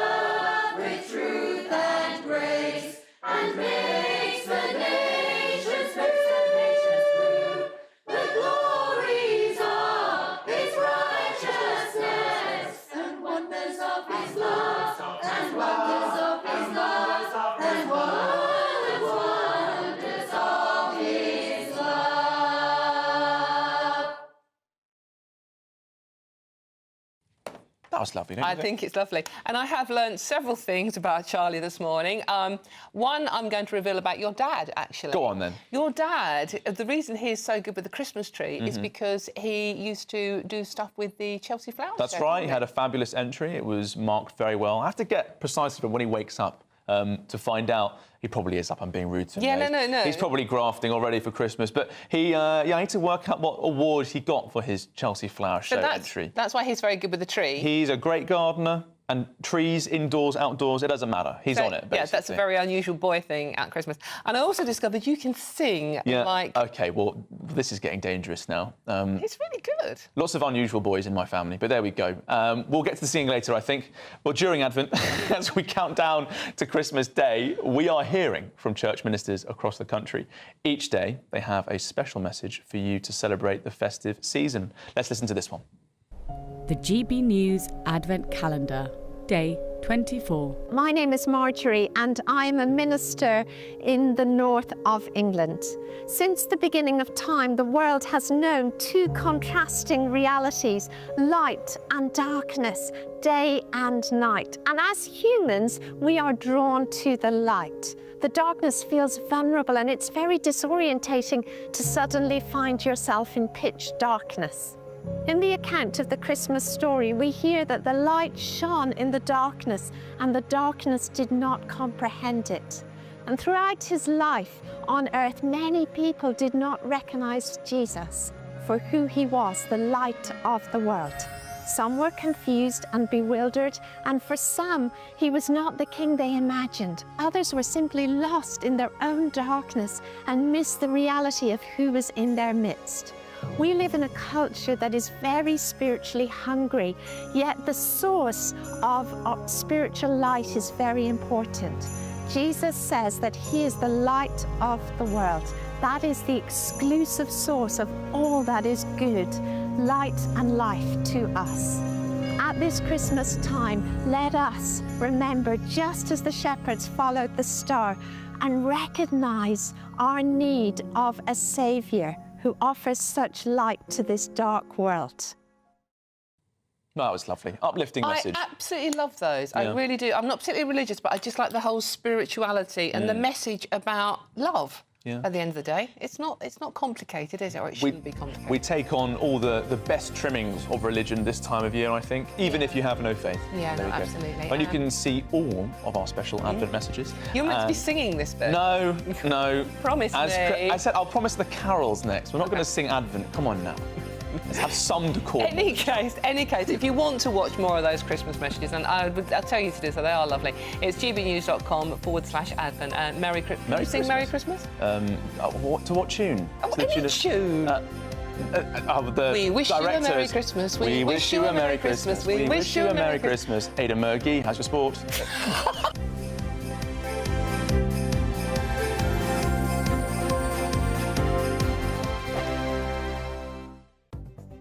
The latest GB News travel.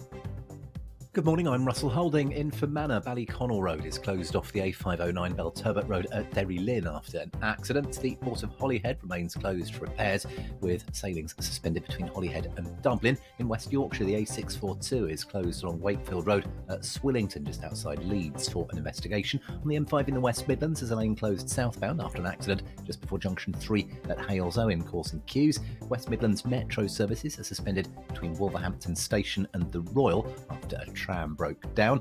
Buses replaced trains again today from Bedford and Harpenden into and out of St Pancras Station in London because of engineering works. In London, the A23 is closed each way along Streatham High Road for an investigation, and there's disruption to First Bus Solent routes in Hampshire because of industrial action. That's the latest. You can stay up to date throughout the day by visiting our website, gbnews.com. This is GB News, Britain's news channel. The BBC has been branded jaw-achingly stupid, not by me, by the way, over its decision to cast black and ethnic minority actors in the historical drama of Wolf Hall. Now, is this a forward-thinking idea or nonsense? And are we rewriting history? Henry, I mean, the Tudors were real-life people. Mm-hmm. They were pretty much white. Well, some of these shows depart so much from historical context anyway that maybe it doesn't make any difference. But I think just generally we've got a problem in this country with portraying history in its correct sense. You can't change history. And I think it's about the motivation. If the motivation is to sort of to make a political point, then I think it's wrong. What I find kind of tedious about people finding this incident jaw-droppingly stupid, Jesus was portrayed by somebody who's half Slovak and half Irish. Moses was portrayed in the Exodus by an Englishman.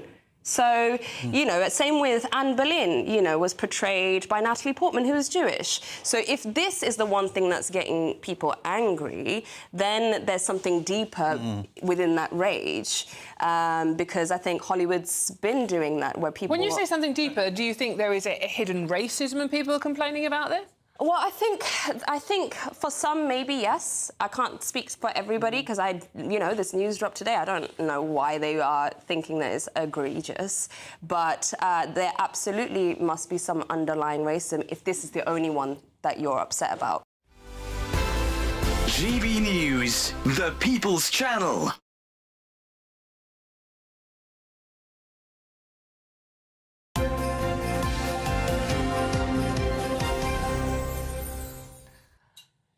Welcome back. This is Breakfast with Charlie, me, Dawn and an elf. And I've just noticed the most amazing thing, that the elf actually bears a stunning resemblance to Charlie.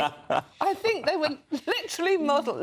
Look, that's Charlie. And that's the elf. I'm sorry, it's the same person. I mean, that is the same person. Or was that was this one Charlie and that's the elf?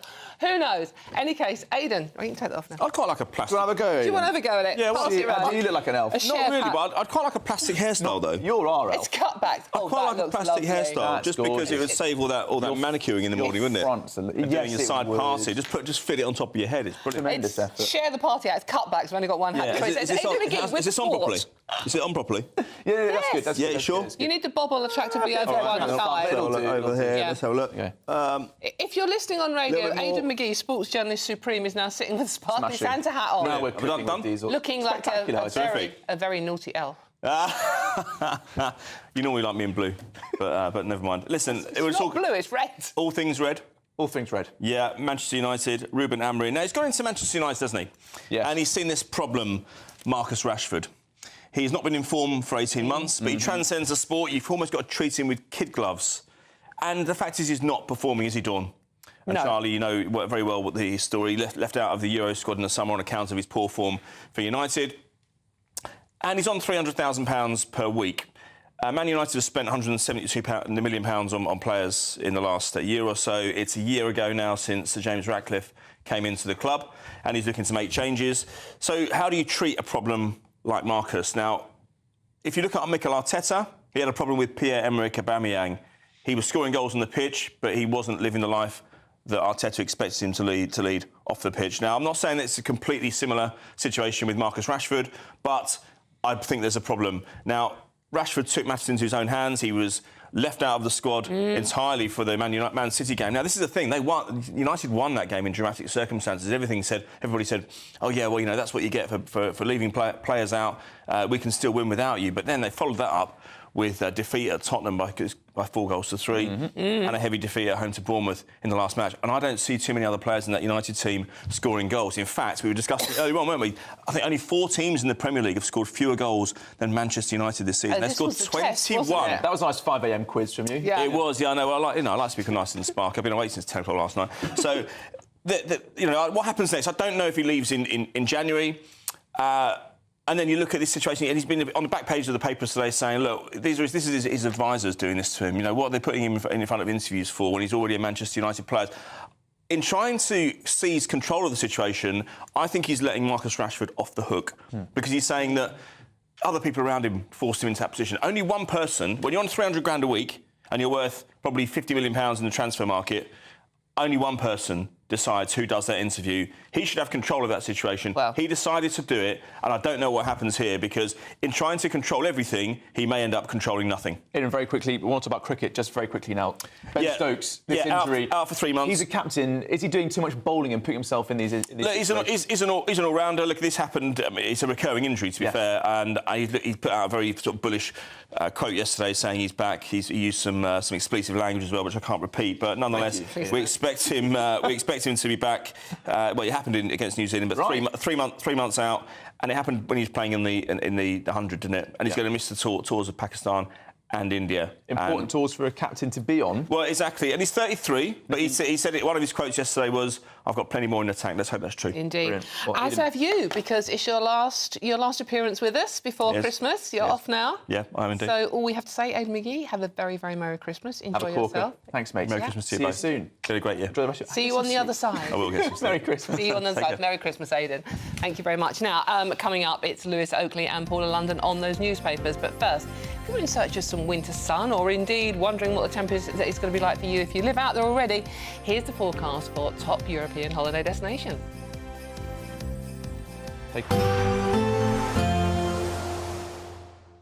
Can't wait to get in that sea. Lovely and warm. Just like the feeling of having great travel insurance. All Clear Travel Insurance sponsors GB News Travel Destinations Forecast. No snow for the UK this Christmas, but there is across other parts of Europe, particularly across the southeast. Generally fine and sunny for the Canaries on Christmas Day, and across Madeira as well. That will be quite windy here. Plenty of winter sunshine on offer across Iberia, but it will be turning cooler here with the winds coming down from the north. Heavy rain across the Balkans and Italy on Christmas Eve, clearing, but some snow flurries following and some heavy downpours across Greece and Turkey. Sunny skies in Barcelona, but not very warm. All Clear Travel Insurance sponsors GB News Travel Destinations Forecast.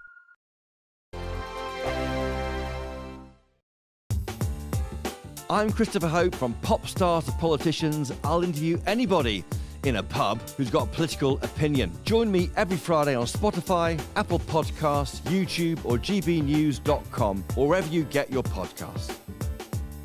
This is GB News, the People's Channel. Good afternoon, Britain. Weekdays from midday. Well, it's interesting because I haven't actually been told specifically what I've done, which has resulted in me being removed from my committee position, which was head of daytime.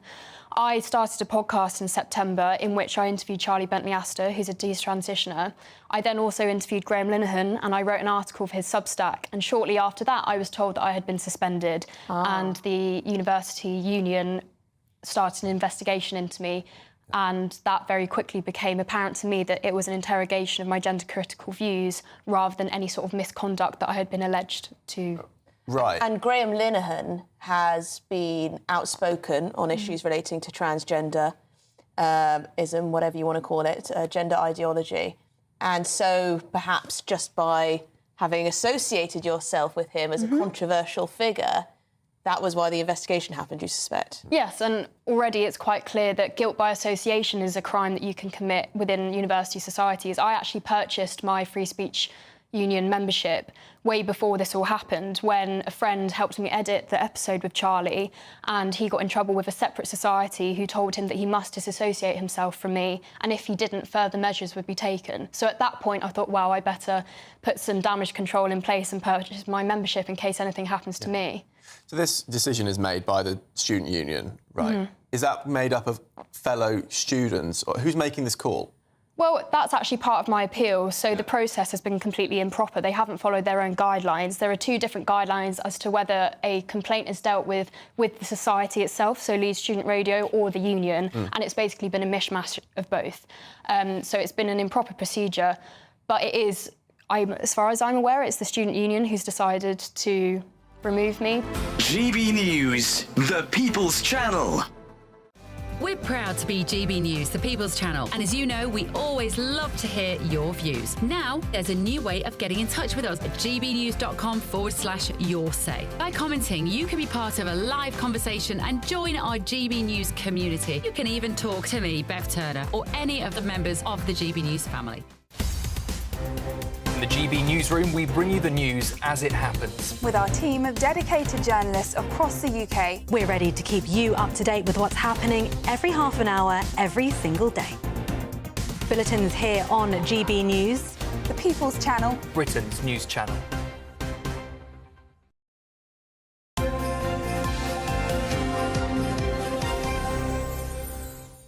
Welcome back. It's time to go through the papers with the wonderful Lewis Oakley and Paula London. Let's take it away by talking about Nigella and her Christmas tips.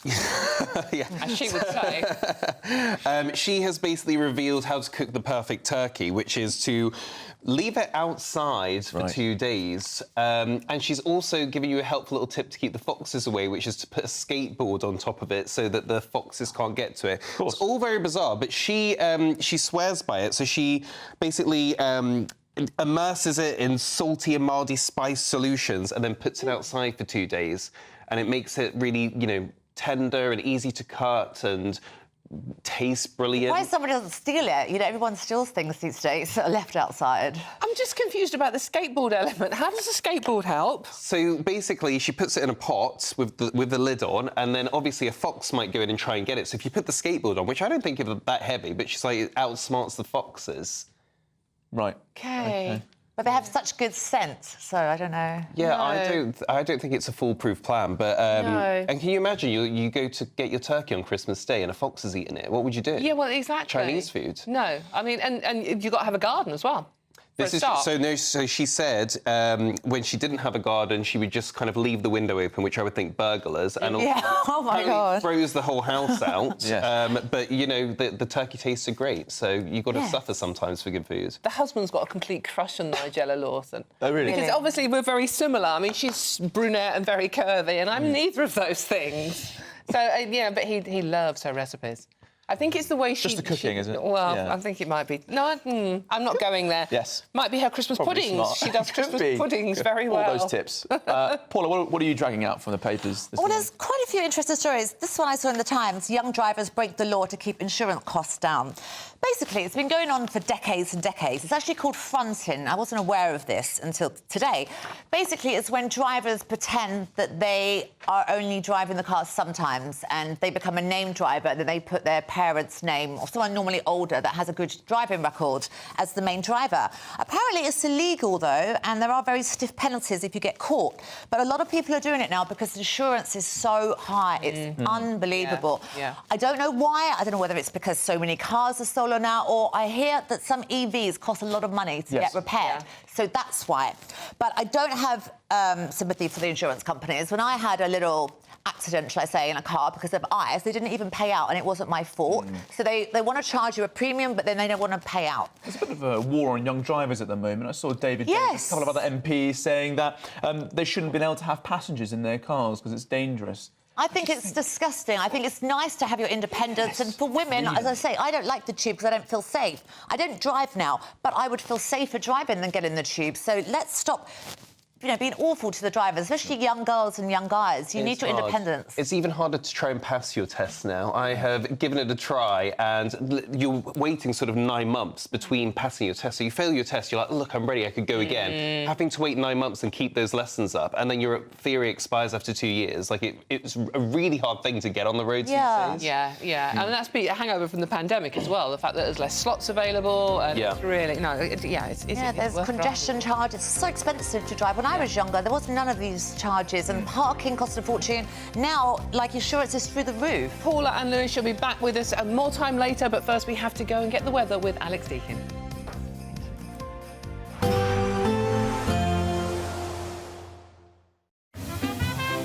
Heavy showers first thing will be followed by a warm, cosy day. Boxed Boilers, sponsors of weather on GB News. Good morning. Mild, dry and cloudy sums up the weather for today and indeed for most of this Christmas period. There's not too much to trouble us if you are travelling. So that's the good news. Bad news is if you're expecting anything white on Christmas Day, well, temperatures are going to be in double figures. It's not completely dry everywhere today. There's some rain across western Scotland, a bit of drizzle over hills, quite murky on some of the higher routes as well. Generally staying cloudy, but some brighter skies likely. North-east Scotland, north-east England, north-eastern parts parts of Wales as well. With a bit of brightness, temperatures will easily climb into the teens, and pretty much everywhere, even where it's fairly gloomy, we should see double digits. Quite blustery at times across northern Scotland, staying quite windy here through the night, and actually staying quite wet with the moisture coming in from the Atlantic, just staying pretty dull and damp over the Highlands. There'll be rain at times over the Northern Isles too, but much of eastern Scotland with some shelter, staying dry through this evening. Largely dry, but fairly cloudy and breezy across Northern Ireland and Northern England. Some drizzle at times over the Pennines, perhaps. Some breaks in the cloud likely across parts of England and Wales here and there, but most areas just staying cloudy and dry. And that'll be the case as we go through this evening. So nothing to trouble Father Christmas on his journey around the country. It will be a little wet across the Northern Isles and the Western Isles, and still quite windy here through the night, but elsewhere, as I say, just dry and cloudy and very mild temperatures. Some places starting Christmas Day in double digits. Many places up to 7 or 8 degrees Celsius. So yes, a mild start to the big day itself. Again, fairly gloomy skies, perhaps a bit brighter tomorrow compared to today. Better chance of a few more breaks in the cloud. So you may have a bit of blue sky for your Christmas afternoon walk. It will stay fairly soggy across the far north and northwest of Scotland. Stay quite blustery here too. In fact, generally quite a breezy day across the north tomorrow. The wind's lighter in the south, but again, a very mild Christmas day. Expect a warm front, moving from the kitchen right through to the rest of the house. Boxed Boilers, sponsors of weather on GB News.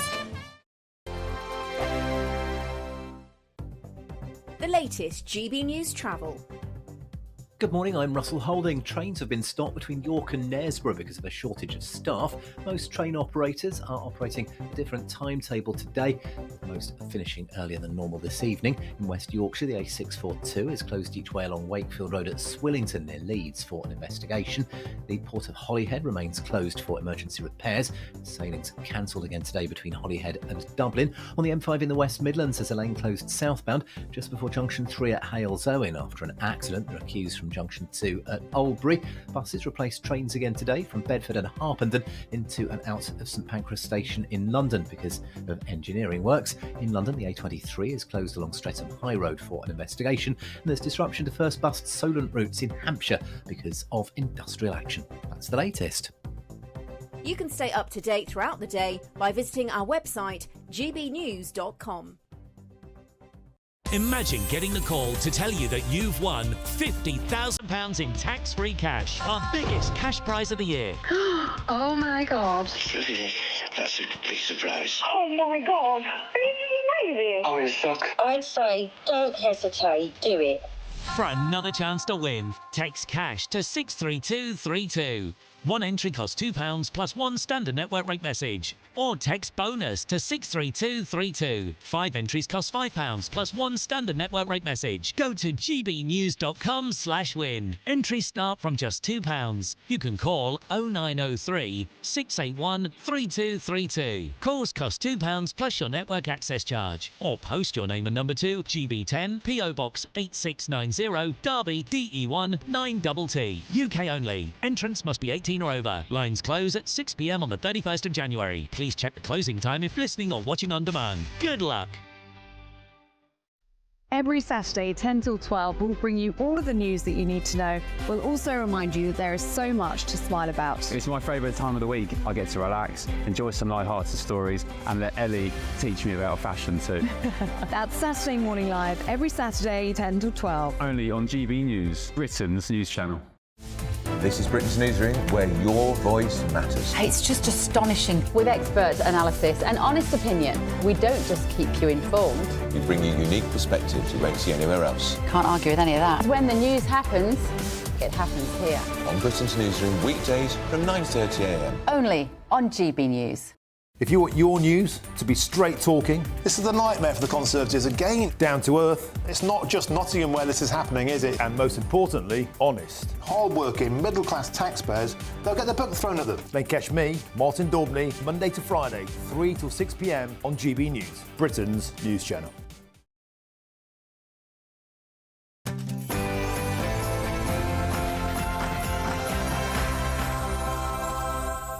Good morning. The royal family unite the nation this Christmas Eve. The King breaks from tradition as he chooses a former hospital chapel to deliver what promises to be his most personal Christmas message yet. After a year of health battles for both the King and the Princess of Wales, tonight the family will lead us into Christmas Day with Catherine's carol service. And welcome to our Together at Christmas carol service here at Westminster Abbey. Christmas is one of my favourite times of the year. It is a time for presents, tinsel and mince pies, but it's also a time to slow down and reflect on the deeper things that connect us all. And the Prime Minister releases his first festive message with a promise of better times to come as Conservative leader Kemi Badenoch ushers in the festivities. We're looking towards a better, brighter future for every person and celebrating the joy and wonder that Christmas brings. My message to everyone at this Christmas is have a happy one, but also remember all of the people who might be in your community or even in your family who need your support, and let's not forget them either. Meanwhile, Reform UK launches an online tracker as the party boasts it's about to surpass Conservative Party membership. As of this morning, there's just 8,000 members between the two parties. OK, and brace yourself, folks. Does deep-fried Christmas dinner tickle your fancy? One chippy in Scotland says it's a crackling success and rivals the traditional festive feast as we know and love. There's nothing white in your Christmas weather forecasts, but the good news is if you're travelling, there shouldn't be too many problems caused by the weather either. Join me later for your full Christmas Eve and Christmas Day weather forecast. OK, it's just gone 8 o'clock. I'm Dawn Newsroom. I'm Charlie Peters, and this is GB News Breakfast.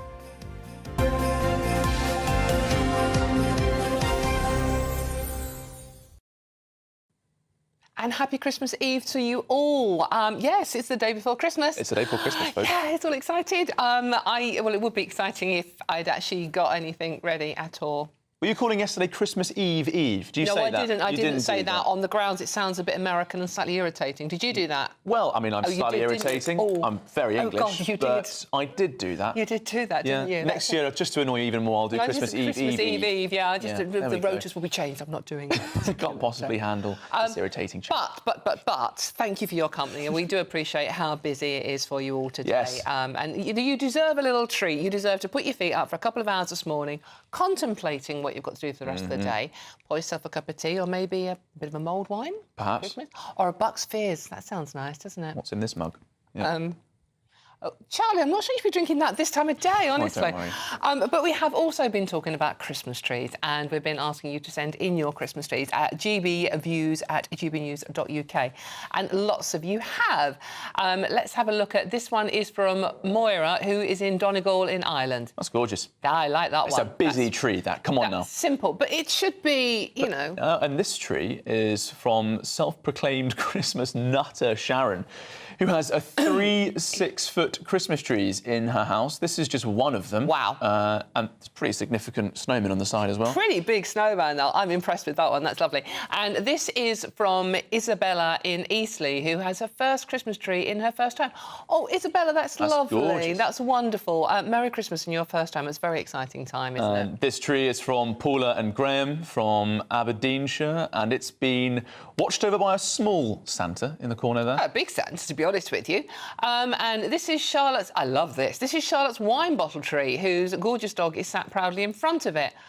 I wonder if he had a sip of that. So, Charlotte, you're not saying, did you actually drink all the wine that was in those bottles? What is going on? Because that makes it even more impressive. What is going on? I think we that's have a great such idea. inventive views. They're very impressive. We haven't seen yours yet. Yeah, I don't know why. I sent photos of it an hour ago, but it's not popped But you're up. ignoring... And Charlie's dad put a lot of effort into that tree. We hyped up his efforts as a member of the Chelsea Flower Show. Yeah, because it's There we go. a silver gilt winner. Oh, poor old man. I know. Well, we'll get to it. It's worth waiting for. Oh, we have. I'm told it's there. We have. Go on, then. Stand by, folks. Moment of truth, this. Come on. Is it coming? Yay! Yay. Look at that. And don't you like the blue matching with the carpets and Yes. and the car? Yeah, and the I like that. What's your dad's name?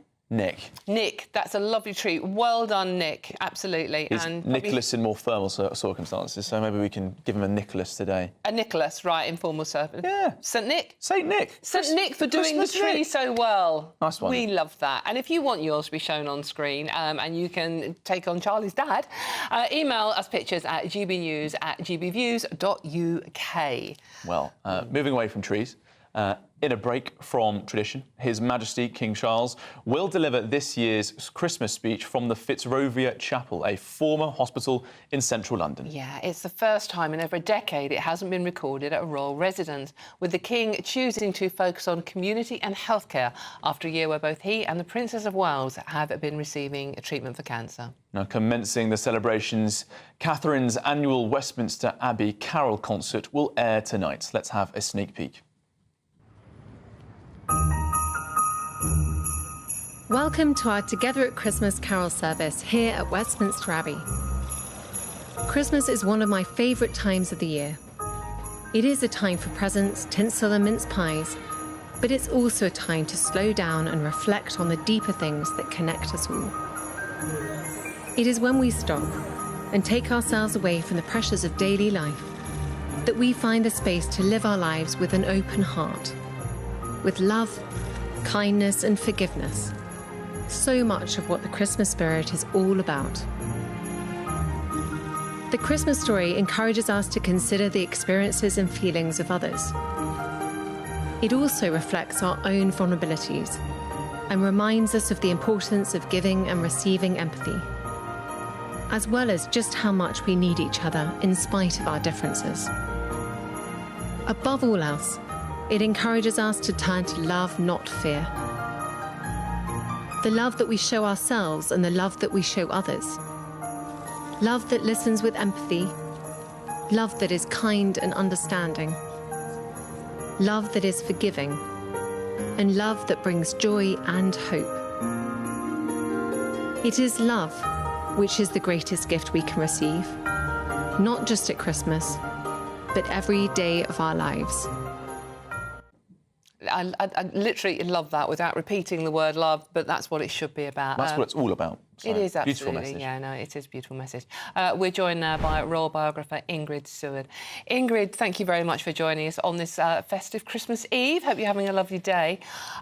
This is, it's a break with royal tradition, but the King was enchanted by this church and he wanted a healthcare connection. If you look at pictures, it does look beautiful. So what do you make of his choice? Well, I think it's really wonderful. It's a beautiful church, and it's still standing when it was built in the 1800s, late 1800s. But it was part of Middlesex Hospital, and it was really the church for the hospital. So it was for the sick patients, for the nurses, for the doctors to go and find a time to reflect. And I think that's very charming. And Middlesex Hospital is now being demolished, but it was the place that had the first AIDS ward, and that's where Princess Diana went and had those famous pictures taken of her with AIDS patients. So there's a lot to connect Middlesex, and I think Charles loves any historical connection, and I think it was one of the main London hospitals. So it was a very appropriate place for him to give this Christmas message, embracing the medical profession in a way, and the national health and all those that help. Now, Ingrid, you'll know more than anyone else just how much King Charles wants to reach out into communities rather than sort of draw them in. That's one of his great strategies, always has been for many decades. Do you think this Christmas message, not being in a royal residence, reflects that sort of approach from the King? Yes, I think he wanted a more modern approach, and also he can't, or he doesn't want to, do everything exactly of the way his mother did it, you know, for 70 years. He wants to change things slightly, of course, and I think he wants to be more embracing of all faiths, but without saying that. And I feel that this having it not in a non-royal residence is probably a move in that direction. And it doesn't have to be in a royal palace or part of a royal palace. It can really be anywhere. The message from the King about Christmas can be from anywhere. I think that's what he's putting across.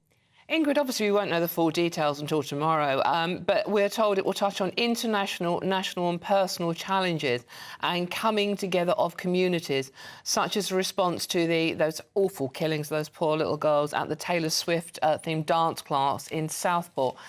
I mean, do you think he's hitting the right note with that message? I think that the King's speeches are always hit the right note. I mean, when the Queen did her speech, it was very much, if you look back, it's very much on a theme of love and togetherness and community. And I think King Charles has carried on with that message, but he's just putting a very current twist to it, which is obviously talking about the awful killings in Southport. And he really appreciated and was very moved by the way the community came together after that. And Ingrid, have you noticed, obviously you have and we all have, there's quite a similarity between the political speeches for Christmas and what we're expecting to hear from the King tomorrow. Is there some alignment in those messages, or do you think it's just by chance that they're all speaking about community at Christmas? But obviously Christmas is a time we all come together, but it really seems very focused on that term community. Well, the King's speech is the one speech that he absolutely can write himself. It's run by the government, but the government don't have any input. So I would say that's just coincidence. But if you look back again, because I wrote a book called The Queen's Speech, so I really researched all these Christmas speeches. They always talk about community and they always talk about togetherness. That is the theme. And they usually talk about some of the disasters that have befallen the world during the year. So they do have a theme. But Charles always makes everything his own. And he's a great orator, really, with his Shakespearean training, he's a great orator. And Ingrid, a quick word about Catherine's carol service, which we're going to see on TV tonight. Well, I was very impressed with Catherine's narration of these things. She's very professional. If you look back when we first saw her appearing on the scene, she was very hesitant, and now she's very professional in her delivery, and I think she's so popular.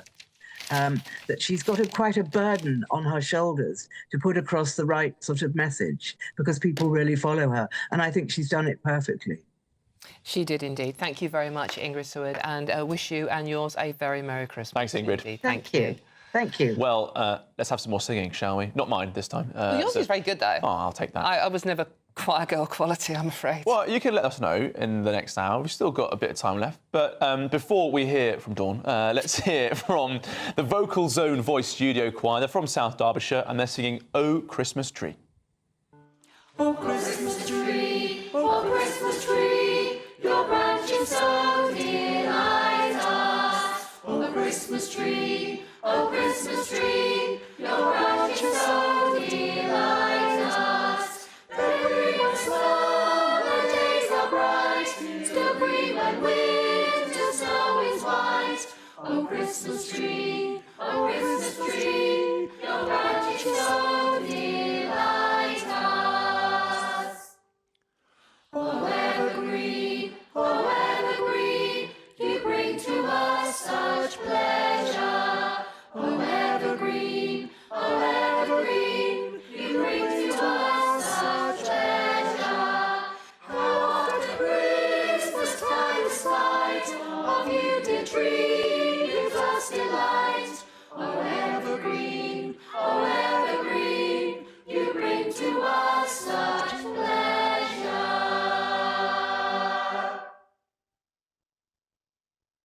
How lovely was that? That is lovely, and I absolutely promise I am not going to sing, because it is Christmas, and the greatest gift I can give to anybody is to never sing. Never ever. sing. There we go. Unlike former choir boy here. There we go. Very good.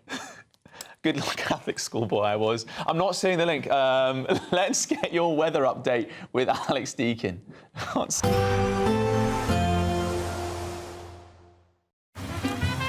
Despite the morning rain, it'll be a nice, warm, cosy day ahead. Boxed heat pumps, sponsors of weather on GB News. Good morning. Mild, dry and cloudy sums up the weather for today. and indeed for most of this Christmas period. There's not too much to trouble us if you are travelling. So that's the good news. Bad news is if you're expecting anything white on Christmas Day, well, temperatures are going to be in double figures. It's not completely dry everywhere today. There's some rain across western Scotland, a bit of drizzle over hills, quite murky on some of the higher routes as well. Generally staying cloudy, but some brighter skies likely. Northeast Scotland, northeast England, northeastern parts of Wales as well, with a bit of brightness.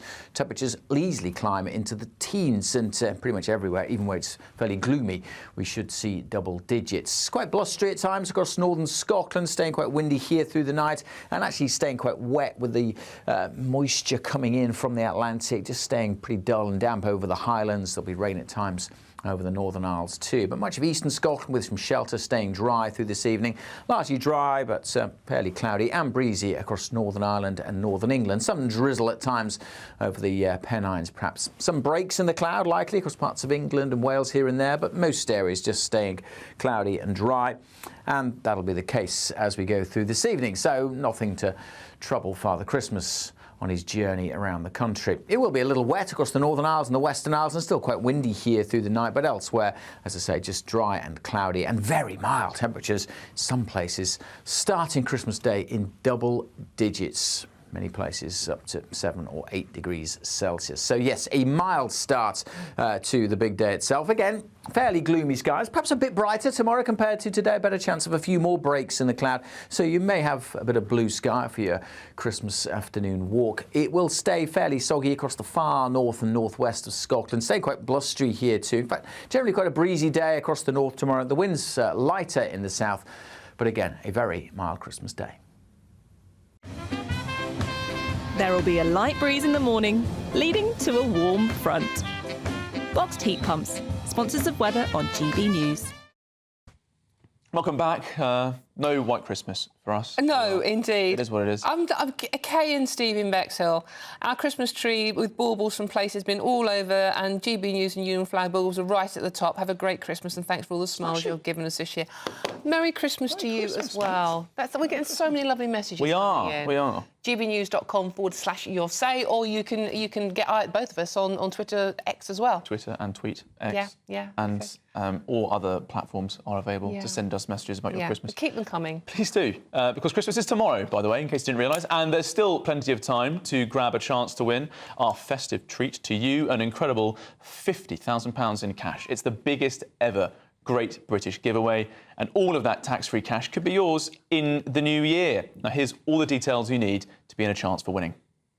There's just one sleep till Christmas, and all through the land, GB News has the chance to win a nifty 50 grand. That's cash for the new year. You could go on a spree. And the best thing about it, it's totally tax-free. From Santa with love, you could be our winner. Just enter right now, or right after Christmas dinner. It's a cracker of a prize, guaranteed to enthrall. From all of us at GB News, Merry Christmas to you all.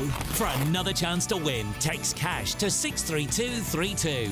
One entry costs £2 plus one standard network rate message. Or text bonus to 63232. 5 entries cost £5 plus one standard network rate message. Go to gbnews.com/win. Entries start from just £2. You can call 0903 681 3232. Calls cost £2 plus your network access charge. Or post your name and number to GB10 PO Box 8690 Derby DE1 9TT. UK only. Entrance must be 18 or over. Lines close at 6 p.m. on the 31st of January. Please check the closing time if listening or watching on demand. Good luck. Good luck, team. And how much cash is up there to be won, Dawn? Ready? £50,000. OK, well, one of us sang. Another one just sort of mimed that. I sort of rapped through it. Let's go with that, rapping. Yeah, there we go. There's a word that rhymes with that. Spoken word. Singing. That's how you earn a living, spoken word. So, if anything, you fit the job description. It's Christmas Eve, and this is GB News Breakfast with Dawn, Charlie and an elf. The elf on the shelf. That looks like Charlie. See you soon. Don't go anywhere. Very serious news programme coming up next.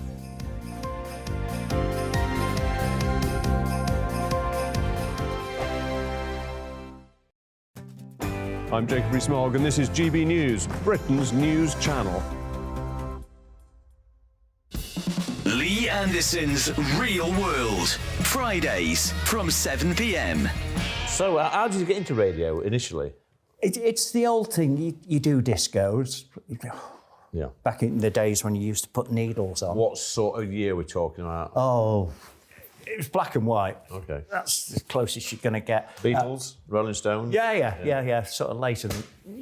Sort of a bit later than that, doing discos. But then you sort of do a tape. I did a tape for BBC Radio Manchester, the local BBC station. And just one off, got a copy of that, edit. Yeah. Naively thought, everybody's going to send a tape to Piccadilly, which was the Manchester station, which was 73. And instead of that, a couple of years later, I sent a tape to Radio City in Liverpool, not thinking that everybody in Liverpool's going to be sending a tape there. And just a guy just went, I'm too good for this, doing the overnights, walked out, and my tape was on the top of the pile. And I got a phone call on a Thursday night, Thursday, the 12th of February, 76. Can you do 2 till 6 in the morning on Radio City in Liverpool? I thought it was one of my pals. And what was you talking about on that radio show? It was an overnight programme, so it's music. Yeah. In those days, you didn't have much needle time, but clever devil here noticed that the BBC stuff was not needle time. Yeah. So I used to put like the Goons on and the Hancocks. So you've got half an hour and me and the security guy, Bert, on the door. We're the only two in the building. Yeah.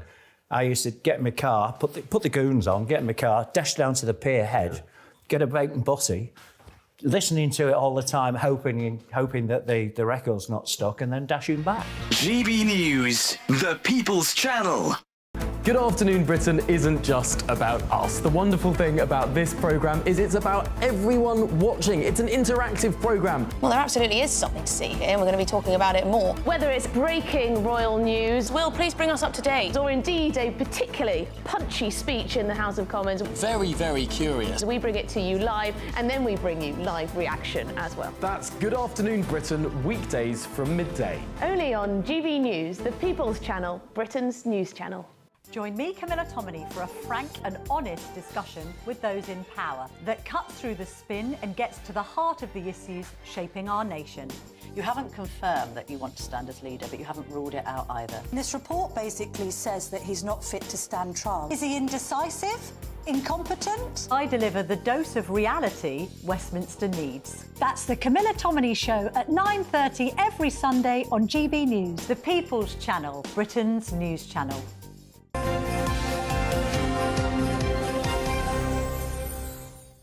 Welcome Good back. morning. It's Hello. been a year.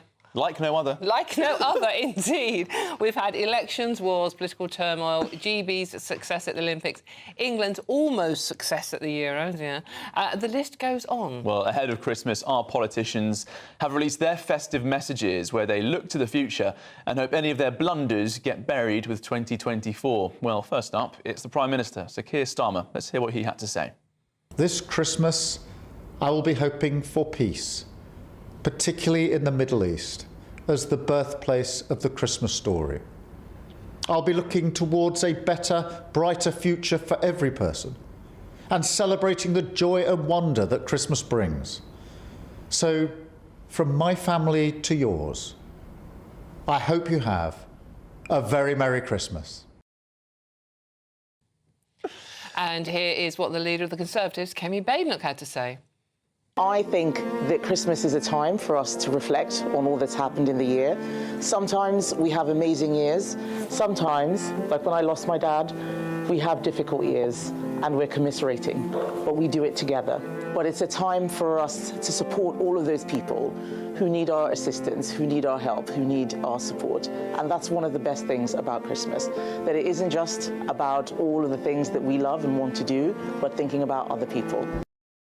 Well, there they are, both giving their addresses to the nation. Well, we're joined now by the former advisor to Boris Johnson, Oscar Redrop. Oscar, thanks for joining us in the studio.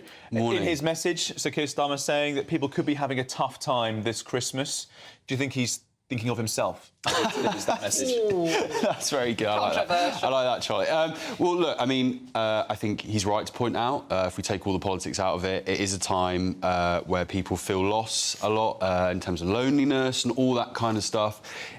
I think there's a lot of people in society who are having a tougher time because of the policies of the government of late. I mean, I think about the winter fuel allowance. and how that's going to affect people. I think they'll probably watch a video like that and be absolutely apoplectic with rage that he has the kind of the gall to recognise that. In terms of the delivery of it, and in fairness, these messages are difficult, because if he's overly political, people go, why are you getting political at Christmas? And so you can't be interesting on that front. But it is interesting that he is... And also, I worked for someone who was the opposite of stiff, who was just, you know, very unpredictable and, you know, whether you liked it or not, incredibly charismatic, blah, blah, blah. But he is... It's so rigid. It's so cold. Lots of you out there are saying that, you know, if you look into his eyes, there's nothing there. There's no emotion. Yeah. It does feel like it's almost AI-generated. This is viewers, not me saying that. Yeah, and if you can't produce a bit of warmth at Christmas... You know, then when can you? And it does speak to a wider problem where, you know, obviously, you know, it's not easy, and it's easy to kind of... Sorry, government is not easy, and you're going to upset people at times. But if you have some charisma, an overarching story, and, you know, a mission that you can take people on, and a bit of warmth and charm along the way, then those decisions, you know, people can, you know, you can kind of get through the difficulties sometimes as a leader. And I just think that video is, I mean, it's not made me feel very Christmassy. Well, let's talk about Kemi's message quickly, because that's a bit more of a personal message. You might say a bit more warmth, possibly. Yeah, absolutely. You seem like a pretty harsh critic. So, what did you make of that statement? Because, of course, we've not heard much on the politics from Kemi so far in her new position. So, more of the same, I suppose, insofar as it's a Christmas message talking about her and her family. Yeah, it was a bit warmer, actually. And I think in terms of Kemi's not really laying out huge amounts of policy, I know there'll be people who are chomping at the bit, you know, where is it? You know, what are the Conservatives doing? I think strategically it's not a bad point, it's not a bad idea. You know, like, just, you know, get your thought. I think she said this yesterday, get the thoughts together. You only get one shot at this. You know, if you mess up all your policies in opposition, then actually your credibility, as it already is with the Tory party, is in a difficult place. And I think her just taking a step back, I'd like to see more of her, because actually it was a warm message, and she did feel more at ease. And I'd like to see more of that, because the public need to get to know her, and they need to like her. We're getting a lot of people, Oscar, asking, this is one just popped up in front of me from Susan. Good morning, Susan. She said, when is the reform message going to be announced? Oh, that's a really good spot from Susan. Yeah. Well, I tell you what, when we talk about stiffness with Starmer and that kind of... when and if it does come from Nigel, I presume, it will be... I'm sure it will be anything but, and probably worth the wait on those terms. It will be in a pub in Clacton, won't it? Yeah. If it isn't, I'm really very upset. Yeah, I'm sure. I'm sure it'll be good fun. It should be at Christmas. But given that Reform are overtaking nearly, probably going to happen today, Labour in the membership stakes... Yeah, that's a really look. If I was the Conservatives and the Labour Party, you know, I would be quite concerned about that. I mean, there is real. Wow, look at that. Yeah, the huge numbers. That is remarkable. We don't know what's going to happen. This could, in terms of the momentum that is building behind Reform, and we don't know what's going to happen. But you cannot deny, I mean, this year, in terms of the momentum and the drive, and what they've from pretty much a starting, you know, still position, where they're at, you know, it's a big year for them, and other parties will be very nervous. Sorry, did I say Labour? I meant to say Tories. The Tories have 131,000 membership, and Labour have lost 37 in the past year. Well, Oscar, you're talking about having a standing start, but people are gasping for an alternative. That's clear that the government's popularity nosedive since the election in July has been quite extraordinary, unprecedented, really, in modern times, how unpopular they've become so quickly. When you look at what's happening with Reform, a lot of people are asking today, are they the official opposition, as it were, because the Tories are going through this sort of rebrand, pretty quiet?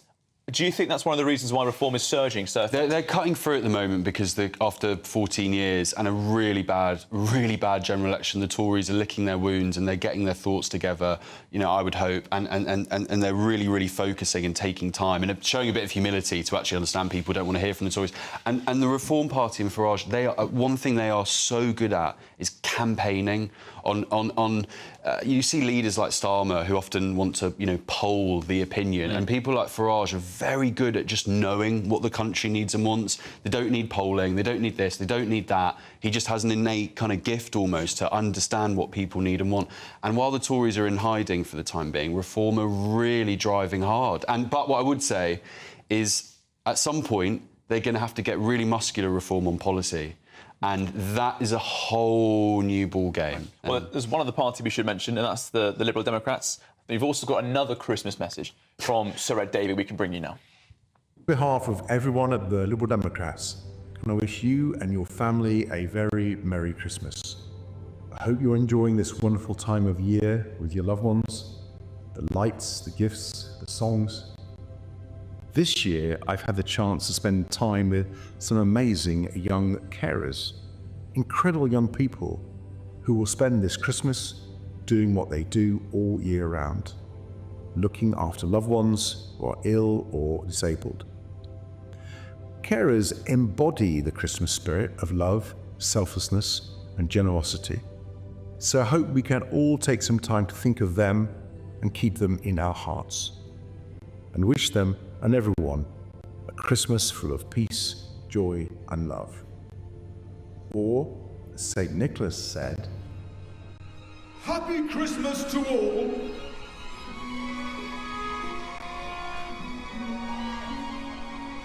And to all a good night.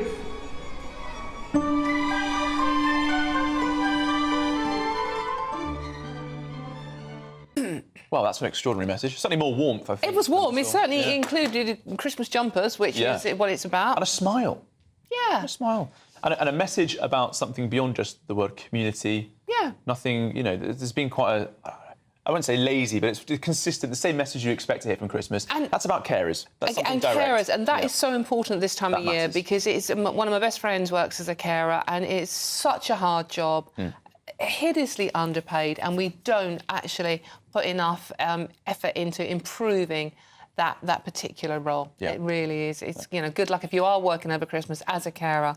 It's a hard job, so we're all grateful for everything you do. Well, Oscar Redrop, former special advisor to Boris Johnson, thank you very much for coming on the programme this morning. Merry Christmas. Thank you. Merry Christmas. Have a good one. Well, at GB News, we love to hear what you think. Every day we are running our poll of the day, and today we're asking, is Reform now the true opposition party in Britain? Well, we'll be bringing you the live results throughout the day, so make sure you stay tuned, and the final result will be announced in Martin Daubney's show later today. And for all our latest polls, news and how to vote, just go to gbnews.com/yourpoll. Now, still to come, do you wish it could be Christmas every day? I could have sung that. You could sing that. It could be, but with a... That's brilliant, look at that. It can be, but with a cheeky elf twist by having a, wait for this, deep-fried Christmas dinner. Elf, get it? We will tell you all about that next. This is GB News Breakfast with me, Charlie Peters, and Dawn Neeson. See you in a second. See you soon.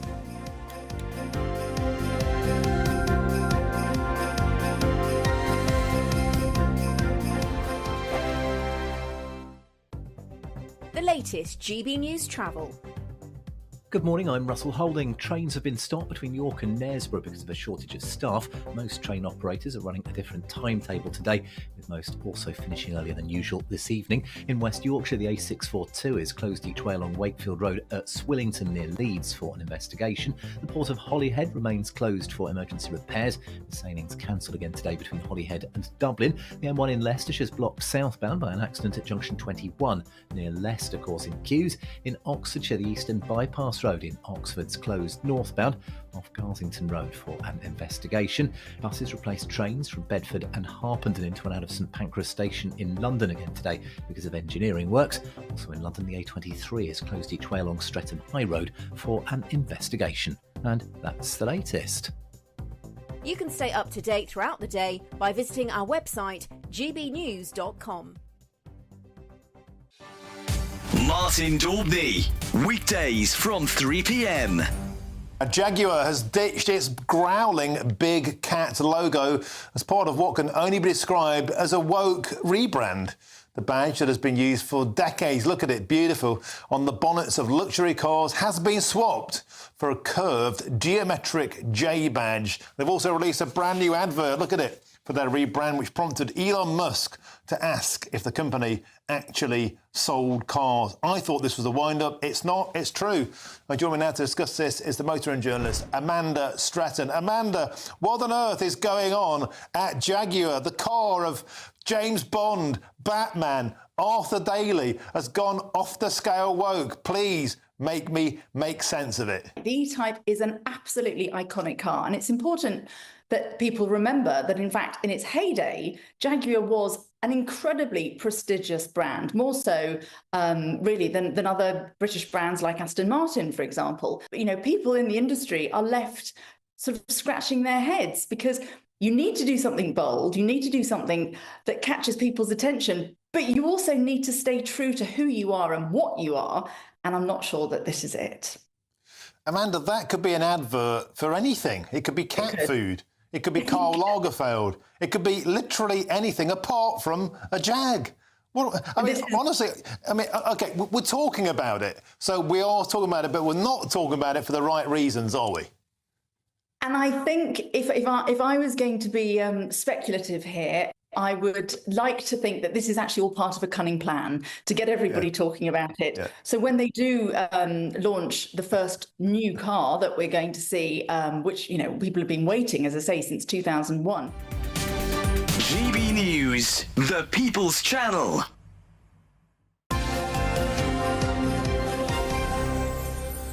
OK, it's no secret that the Scottish know their way around a fryer, and Cromer's fish and chips in St Andrews is no different. Santa tells me they have done the unthinkable and deep-fried, wait for it, folks, a Christmas dinner. Now, that might sound like an abomination, yes it does, but deep-fried turkey, sprouts and pigs in blankets have gone down rather well with customers. Nutritionists look away now. Here's Scotland reporter Tony Maguire with all the details. There are lots of reasons to love St Andrews.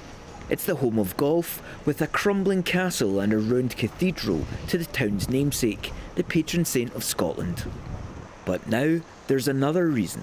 For the first time, St Andrews award-winning fish and chip shop Cromer's had launched a deep-fried Christmas dinner. Yes, you heard that right. Tired of playing by the rules, owner Wendy Napthine Frame thought Christmas was the perfect time to bring a little joy and intrigue to the menu. We just thought, let's do something different. Let's just lift spirits of people. It's time for Christmas. Let's do something,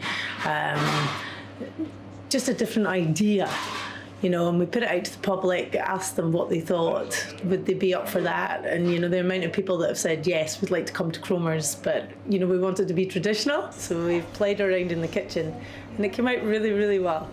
The £15 meal tries to incorporate everything you'd find in a Christmas dinner. Turkey, pigs in blankets, sprouts and stuffing. It even comes with gravy and cranberry sauce. Wendy has the backing of her staff. I like this kind of special things, even the more weird. I like it. But what do diners make of it? And do they really think it's okay to mess with a classic in this way? It was amazing. I'm not usually the biggest fan of Brussels sprouts, but they've won me over. It was lovely, it was playful. I really enjoyed Brussels sprouts, didn't expect that. And deep fried mince pie was definitely an experience. Deep fried mince pies, you've got to try it, it's absolutely amazing. On top of the Christmas supper and the conveyor belt of Fish and Chip Shop awards, Wendy takes great pride in catering for her smaller, fluffier customers. So we have two options, the doggy sausage and the puppuccino. And yeah, we're about to hand over a cheque to SSPCA of 50% of our takings on that. The deep-fried Christmas dinner is a joyful experiment for a joyful holiday, followed swiftly by a joyful loosening of the belt. Tony Maguire, GB News, St Andrews. How was that then? It's not doing it for me, I'm afraid, no. But deep-fried Brussels sprouts, you know, can I say this now? I'm going to in a case. I heard someone describe this morning Brussels sprouts as the devil's hemorrhoids. Wow, I didn't expect that to come out. No, me neither. I thought it was because I don't like them. I thought it summed it up rather well. Speaking of devils on horseback, that's my favourite I don't even know what they are. It's a prune cooked in bacon. Yeah, you know, my mum can't say the word prune. She says pruin. She says pruin. Pruin. All her life. She's in her 80s now, still can't say it. Pruin. Okay. Well, don't go anywhere. We'll be back with the papers in a moment. And if some of you are in the hunt for a bit of winter sun, here's the forecast for some of our top European holiday destinations. Dinner under the stars tonight? That reminds me of our travel insurance. You mean All Clear Skies? All Clear Travel Insurance sponsors GB News Travel Destinations Forecast.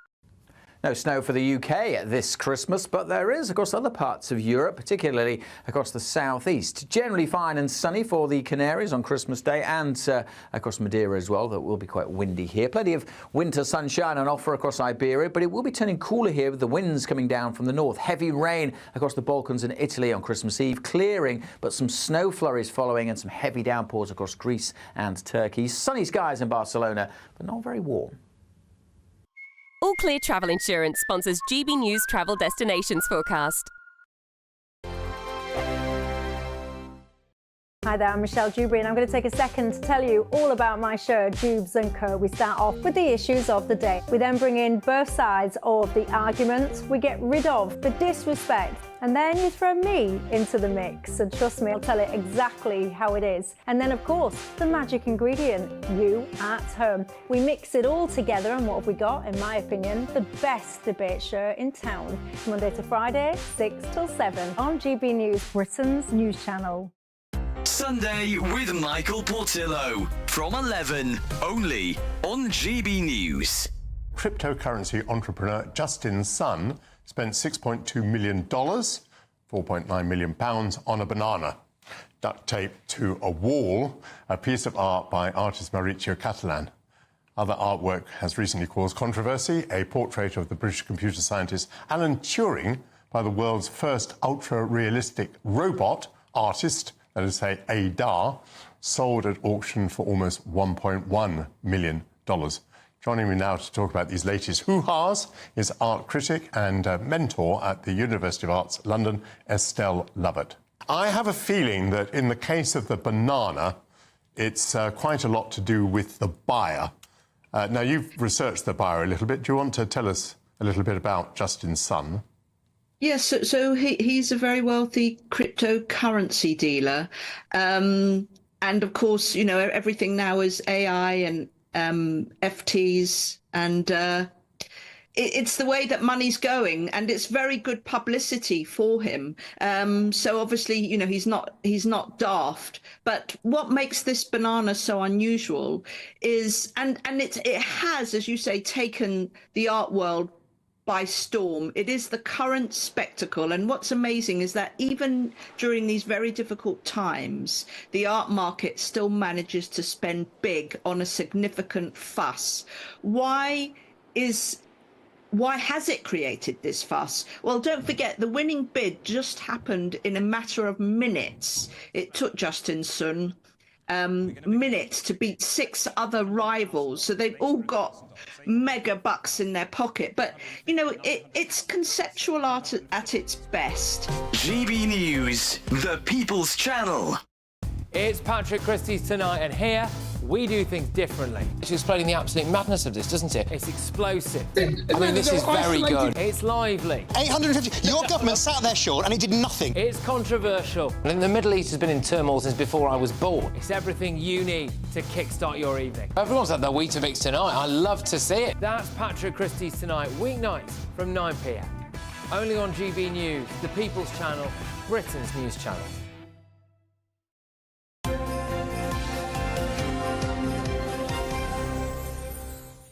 Welcome back. It is 43 minutes past 8 on Christmas Eve, and you're watching GB News Breakfast with me, Charlie Peters, and Dawn Neeson. And we're joined now by Lewis Oakley and commentator Paula London to go through your newspapers with you. Thank you. So, what do we want to start with, Paula? I think we're going to start with yours, aren't we? Go on, Paula, what's up? Reeves needs a Christmas miracle to boost economy. Yes, I think a lot of people would love it if she stepped down. That would be a great Christmas present for a lot of people, but that's not going to happen. Yeah, I'm very worried about what's happening with the economy. I've been thinking for about 3 or 4 months now we could be in danger of having a stagflation problem, which a lot of people know is very serious. Japan had it for a very long time, and they may be having this again too. This would mean that we have no growth, which we're already experiencing, high inflation, and obviously our inflation is going up, and also high unemployment. I really believe the budget is going to really raise unemployment now, because it's going to be very hard for employers to employ people on 0-hour contracts, and so then they won't be able to employ people.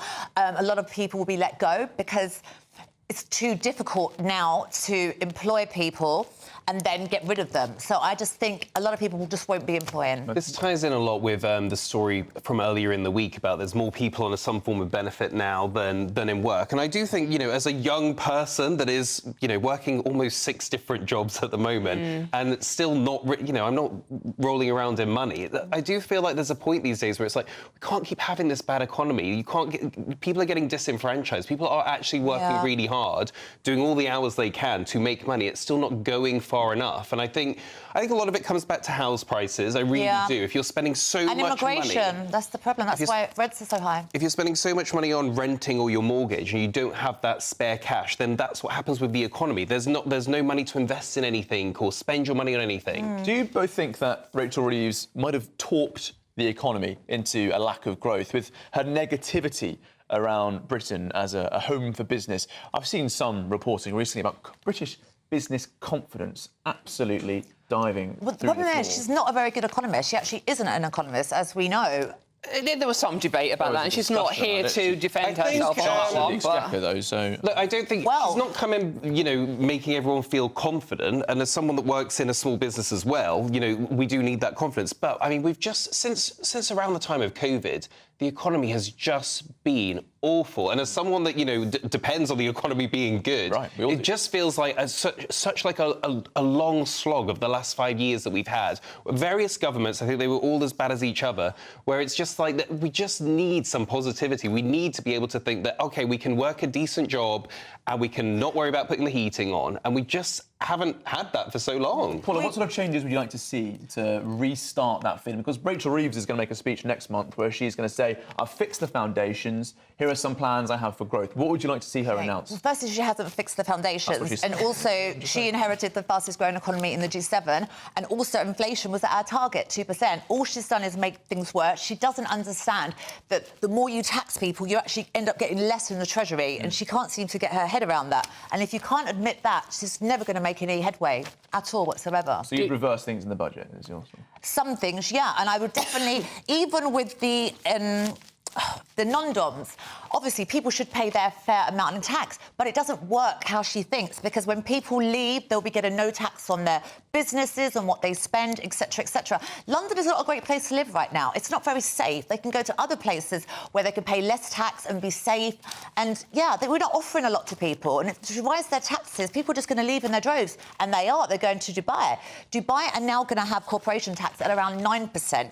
But our corporation tax is double that of Ireland. We're not offering enough for rich people to come here, and it's so dangerous as well, especially in cities. In her defence, and that's something you'll hear me say often, but there is a reality here of we have an ageing population. There is more money going towards those older people to look after them, and so there's not going to be that many levers she can always pull. There are some, as you've just outlined. A lot of levers, and I think they could build a lot more houses. That would help. But the reality is the situation is the situation. We've had multiple governments now. It's not turned around.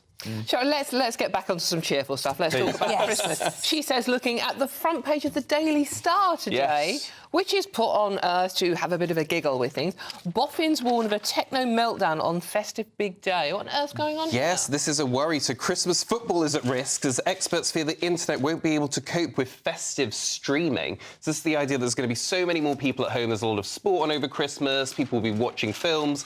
Most people stream things now, whether it's a Netflix or a Prime. It's all coming through the internet. That's a generation thing as well. Yes. And so people are really worried that the internet's going to give out and they might actually have to talk to their family, which I say, you know, good, let the internet go out. Talk to your family. Well, a lot of people are at home alone. I think it's really important to remember, like, I'm actually be working over Christmas, and if I wasn't working, I would probably be alone. You know, I lost my father around 8 years ago, and I don't have a close family. So I know people at home will be worried they'll be alone, but you're not alone. Other people will be in the same situation. Yeah. Between 4 and 5% of people in this country will be alone at Christmas. Stephen, one of my followers and a GBN News viewer, he'll be in Surrey all alone this Christmas. And a lot of people that are used to working, now they're at home and they feel a bit down. So, you know, make sure you get online, chat to people. Stephen won't be alone. He'll be watching GB News. Yes, and exactly. he'll have his great... Physically alone, but, you know, he can have entertainment. Well, we have live breakfast shows, don't we, on Christmas Day and Boxing Day. And Patrick and Emily will be serving that up for you. That'll be a feast. But it is interesting how Christmas days have changed, because there was another story about Gen Z and millennials actually not bothering with Christmas dinner anymore as well. Yeah, that's an odd one, because I actually think, like, those Gen Zers, actually Instagramming the food and stuff is actually quite big. So I was quite surprised by that story. But look, I just think we are always on our screens, always on our phones. If you can put it down, and if you are lucky enough to have someone to spend Christmas with, actually spend it with them and actually enjoy it. I used to be on, I won't call it loneliness duty, because I used to really enjoy it, but before I had kids, I would spend Christmas Day, I'd wake up at my granddad's, because he was alone, have Christmas morning there, then I would go and take my 92-year-old Auntie Ethel well, she would take me, for Christmas dinner out at the pub. Then I would go to my other nans and just kind of, like, make sure everyone felt like they'd had a bit of time with someone at Christmas. A real family occasion. And it should be a family occasion, but if you are alone, and as I said, we are going to keep you company all day on Christmas Day. I spent the day volunteering once, trying to help the homeless, but some of them were quite ungrateful. I gave them lots of clothes, and they were moaning. They thought they were men's, not women's. But some were very nice, but I was a little underwhelmed doing that. You know, we're talking about how it's a great family experience and all the rest of it. I had a press release from the Civil Aviation Authority a few days ago saying that an eighth of all Britons will look to get away this Christmas to escape their family. They'll try and fly away. Millions of Brits fly abroad for Christmas, over 4 million every year. Heathrow was extremely busy last Sunday. Everyone, well, not everyone, lots of people of that mind we're trying to get away. We've been playing out Winter Sun throughout the programme because people are still thinking about it. There are some great last-minute package deals if you want to fly out tomorrow. I've been checking this morning. Have you told your mum and dad about this? We're expecting you. For me, I am actually on air tomorrow as well, so don't worry. It's not Christmas if you're somewhere warm. Like, my sister is in Australia this year, and I'm like, that's just not Christmas, is it, if you're on the beach? Well, it'll be 15 degrees in England tomorrow. It's going to be warmer than Rome, evidently, as well. Oh, this is another story. Certainly, if you are alone, that you may want to. Well, we're all worried about this one. The Daily Mail, Paula. Just 1 in 4 have faith in getting an ambulance or GP over the Christmas period. Yeah, it's very, very sad. I'm actually very lucky. I have a great GP because I live in central London. So my advice would be, if your GP is not good, try to find another one. You know, 'cause sometimes you don't even need to live in the area. You can just have a GP and they can't do home visits for you. So if you're not happy, you can shop around. And in regards to ambulances, no one really wants to get sick over Christmas because they have skeleton staff, and especially the weekend. And also, a lot of hospitals are transferring patients from one hospital to the other. So that's why a lot of them aren't available. But, try to, look after yourself. I never want to criticise the NHS, but, I mean, we had to call an ambulance quite recently, and we live 5 minutes away from the hospital, and it took over 30 minutes for them to get to us, and then about another 20 minutes to get out. I have to say, 30 minutes is pretty good on the average. Not when you live 5 minutes away. I could have got there quicker. I waited an hour for my dad. But actually, I was speaking to someone that spends a lot of time in hospitals recently. They said, actually, Christmas Day, I mean, I don't, this is about the getting to hospital, but apparently Christmas Day, A&Es are quite quiet, so it's actually well, I don't think there's ever a good time to need to go to A&E, but if you want to go on Christmas because you'll be in and out quite quick. Well, there's not a lot of staff, though. Well, there always will be. They always maintain a sort of ready level. But what's really disturbed me in recent years is how many times I've heard friends say, this is a bad time to get ill. And I never heard that growing up, never heard that in my early 20s. But I'm hearing it more and more, people saying it's a risky period to get ill now because you can't guarantee those wait times, those ambulance times. It's unnerving. Look, we spend a lot of feeling in a first world country. We spend a lot of time in hospital, unfortunately, and you can tell since COVID how long things take now. Appointments that used to be quite quick now take months, and it's really obvious. If you've had to, unfortunately, use the NHS quite a bit over the years, you can tell the drop. It depends where you live as well. In Wales, that's worse, the NHS. People always say, when it was under Labour, now we're all under Labour. In London, you've got more hospitals, so arguably it could be easier for someone, in a big city. But it's a postcode, isn't it, really? OK, just quickly, this other story. We've all gone bingo bonkers. Yes, bingo halls and online gambling sites seeing huge numbers of young people taking up the classic pastime. Wow. This has been going on for a few years, though. I've had a lot of young people say, do you want to go to bingo? I'm like, bingo? Really? Really? Oh, it's the best but fun actually, in the world. I would be the odd one now for thinking that was odd. People love it. And, we could all use a little bit of extra money at Christmas, so that's great. And it does bring people together, and I think it actually brings the generations together, which is quite nice. It operates in a way like a pub. For a lot of people, Yeah. I think they get there, they're congregating in their community, they're playing a game, having a drink. A lot of pubs are shutting down, bingo halls are thriving. I used to love going bingo with my nan and granddad, Lewis Oakley and Paul London. Just wishing you a very Merry Christmas. Thank you very much. Thank you very much. This Thank morning. you. And if you are going out and about, let's have a look what the weather's doing for you. Here's Alex with your details.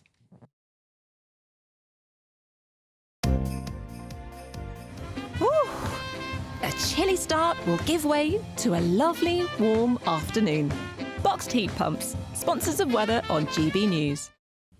Good morning. Mild, dry and cloudy sums up the weather for today and indeed for most of this Christmas period. There's not too much to trouble us if you are travelling. So that's the good news. Bad news is if you're expecting anything white on Christmas Day, well, temperatures are going to be in double figures. It's not completely dry everywhere today. There's some rain across western Scotland, a bit of drizzle over hills, quite murky on some of the higher routes as well. Generally staying cloudy, but some brighter skies likely. Northeast Scotland, northeast England, northeastern parts of Wales as well. With a bit of brightness, temperatures will easily climb into the teens and pretty much everywhere, even where it's fairly gloomy, we should see double digits. Quite blustery at times across northern Scotland, staying quite windy here through the night and actually staying quite wet with the moisture coming in from the Atlantic, just staying pretty dull and damp over the Highlands. There'll be rain at times over the Northern Isles too, but much of eastern Scotland with some shelter staying dry through this evening.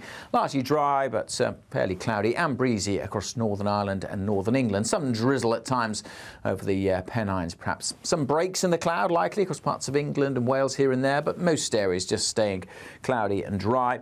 And that'll be the case as we go through this evening. So nothing to trouble Father Christmas on his journey around the country. It will be a little wet across the Northern Isles and the Western Isles and still quite windy here through the night, but elsewhere, as I say, just dry and cloudy and very mild temperatures. Some places starting Christmas Day in double digits. Many places up to 7 or 8 degrees Celsius. So yes, a mild start to the big day itself. Again, fairly gloomy skies, perhaps a bit brighter tomorrow compared to today. Better chance of a few more breaks in the cloud. So you may have a bit of blue sky for your Christmas afternoon walk. It will stay fairly soggy across the far north and northwest of Scotland. Stay quite blustery here too. In fact, generally quite a breezy day across the north tomorrow. The wind's lighter in the south, but again, a very mild Christmas day.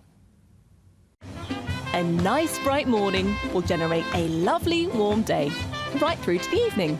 Boxed Solar, sponsors of weather on GB News. The latest GB News travel.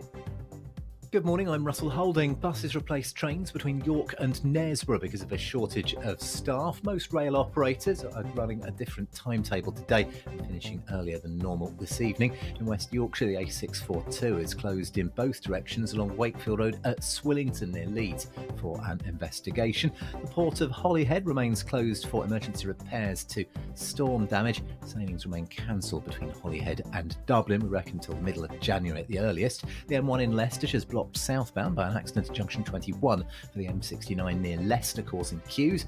Buses replaced trains again today from Bedford and Harpenden into and out of St Pancras station in London because of engineering works. And in London, the A23 is closed in both directions along Streatham High Road for an investigation. You can stay up to date throughout the day by visiting our website, gbnews.com. Imagine getting a call to tell you that you've won £50,000 in tax-free cash, our biggest cash prize of the year. Oh my God. That's a big surprise. Oh my God.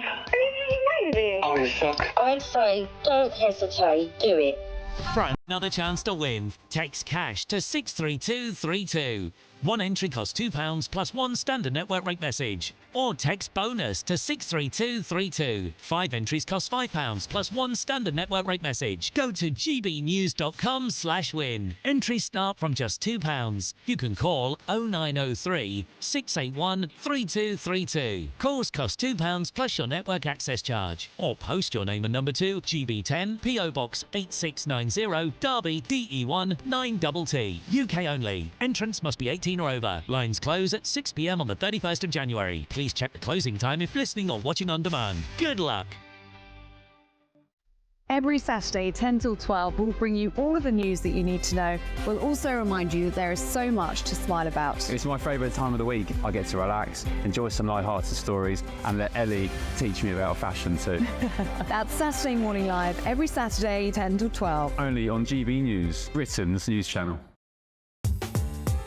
I'm Christopher Hope. From pop stars to politicians, I'll interview anybody in a pub who's got a political opinion. Join me every Friday on Spotify, Apple Podcasts, YouTube or gbnews.com, or wherever you get your podcasts.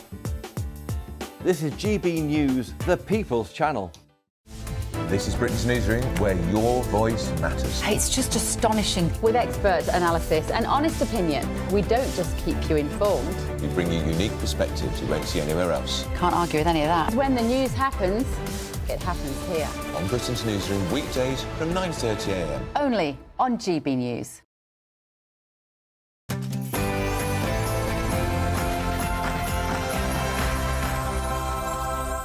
Good morning. The royal family unite the nation this Christmas Eve. Now, the King is breaking from tradition as he chooses a former hospital chapel to deliver what promises to be his most personal Christmas message yet.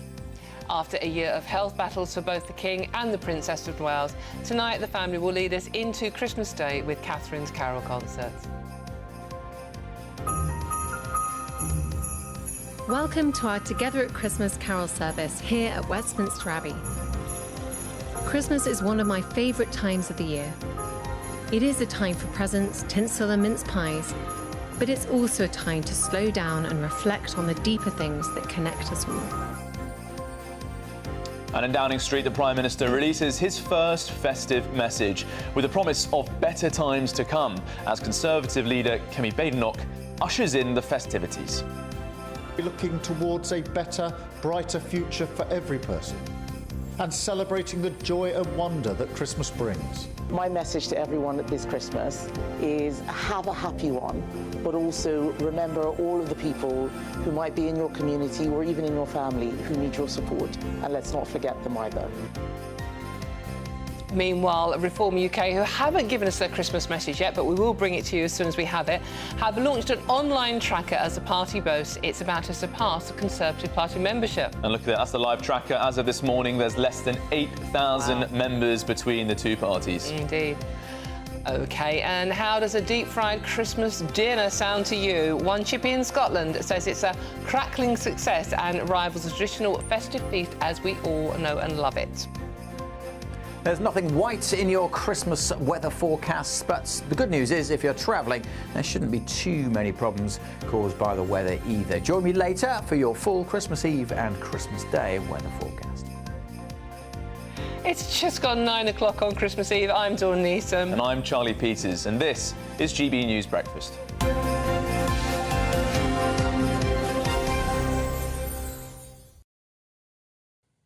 So thank you so much for joining us this very, very busy day. Appreciate your time and company this morning. We're loving chatting to you. We know there's an awful lot to do, and there is an elf on the camera. We have been haunted by... We've been haunted by an elf on the shelf all morning. The elf on the shelf that looks suspiciously like one Charlie Peters, by the way. They are the spitting image, especially if you put that Santa hat on. It's modelled on you. But we appreciate your time this Christmas Eve. We know there's so much that you still need to be doing, but you do deserve to put your feet up and stay with us for another, as long as you want. It's Christmas Eve. Just enjoy yourself. And hopefully many of you are sitting gazing, looking at your Christmas trees. Resplendent, gorgeous Christmas trees. Because we've seen some really magnificent ones so far. And here's Kerry. And John's in County Clare over the Emerald I Isle. love that. That's appealing. It's just the white lights. It looks very, very lovely, that one. Very pretty. And this is Nicholas's tree, who is from Aberdeenshire. Well, quite a moody lighting in there. I like it. That's quite nice. It suits as well. Aberdeenshire, that doesn't it? Yeah. And Susie from Northamptonshire's Christmas tree. This is on a table to keep it out of reach of her miniature schnauzer called Milo. Yeah. Well, cats and dogs are not good with Christmas trees. Even though it's miniature, it looks like it could be full The thing is, there's not much scale, is there? That could be a very small Yeah. picture. Meanwhile, this is a tree from Nick from East Sussex, whose wife Amanda loves Christmas so much. They have 10 Christmas trees. 10? Come on. We had someone had 3 earlier. They must have thought they were really leading the way. Are they all that size? How long does it take you to do that? I mean, I love Christmas, but blimey. I like That's that a very lot. impressive. Well, let's go over to a tree from Ian and Deb, who are from Ipswich. That's a busy tree. That's very... Quite similar to the GB News tree, I think, with the scheme on that. Yeah, And now we have multiple trees in one picture. From Caroline from Norwich. Wow. That's impressive, Caroline. You've saved the best for last. See what's going on there, to be honest with you. Do you know what's going on there, Dawn? Christmas. Christmas is going on, and Christmas should be like that. And if you want to join in our Christmas tree fun, it's very simple. We'll show them on screen as many as we can. Email your pictures at gbnews@gbviews.uk. I look forward to seeing more. Well, moving on, in a break from tradition, His Majesty King Charles will deliver this year's Christmas speech from the Fitzrovia Chapel, a former hospital chapel in central London. Now, it's the first time in over a decade it hasn't been recorded at a royal residence, with the King choosing to focus on community and healthcare after a year where both he and the Princess of Wales have been receiving treatment for cancer. Commencing the celebrations, Catherine's annual Westminster Abbey Carol concert will air tonight. Let's have a quick peek. Welcome to our Together at Christmas carol service here at Westminster Abbey. Christmas is one of my favourite times of the year. It is a time for presents, tinsel and mince pies, but it's also a time to slow down and reflect on the deeper things that connect us all. It is when we stop and take ourselves away from the pressures of daily life that we find the space to live our lives with an open heart, with love, kindness and forgiveness. So much of what the Christmas spirit is all about. The Christmas story encourages us to consider the experiences and feelings of others. It also reflects our own vulnerabilities and reminds us of the importance of giving and receiving empathy, as well as just how much we need each other in spite of our differences. Above all else, it encourages us to turn to love, not fear. The love that we show ourselves and the love that we show others. Love that listens with empathy. Love that is kind and understanding. Love that is forgiving. And love that brings joy and hope. It is love which is the greatest gift we can receive, not just at Christmas, but every day of our lives. Lovely to see her smiling so much. It really is. I'm just looking at some of the front pages of the year. I mean, when Kate, revealing she had cancer, and then her message to other sufferers saying you are not alone, and the King's announcement that he had cancer. But from what we know about the King's speech, which we won't hear in detail until tomorrow, it's talking about unity and love and healing division. And Kate's message is about love and unity and coming together. And I think that's such an important message when literally everything you talk about these days is so divisive. Yeah.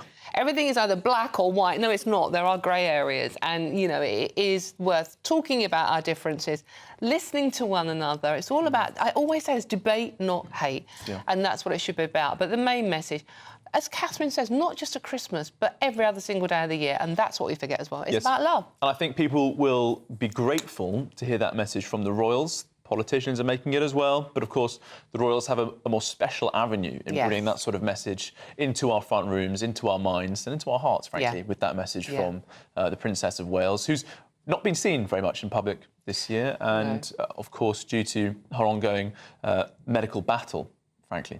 So really lovely to see. Yeah, and just a quick reminder that you can watch the King's speech live on GB News tomorrow afternoon as well, sort of like, either before or after your Christmas lunch, although posh people have their lunch beforehand. Looking at me, are you? Just because you're the only person to look at in the studio, Charlie, apart from the elf. For what it's worth. The elf on the camera, which actually... A late breakfast and a very late Christmas lunch. What's the elf been drinking? That's what I want to know. Good times. No elf and safety involved there. Ooh, that's dreadful. Oh, OK. Well, let's have some songs, shall we? Carols, to be precise. Yeah. Here is the Vocal Zone Voice Studio Choir. They're from South Derbyshire, and they're singing, that's my favourite, actually, Once in Royal David City. Once in Royal David City stood a cattle shed, where a mother laid her baby in a manger for his bed.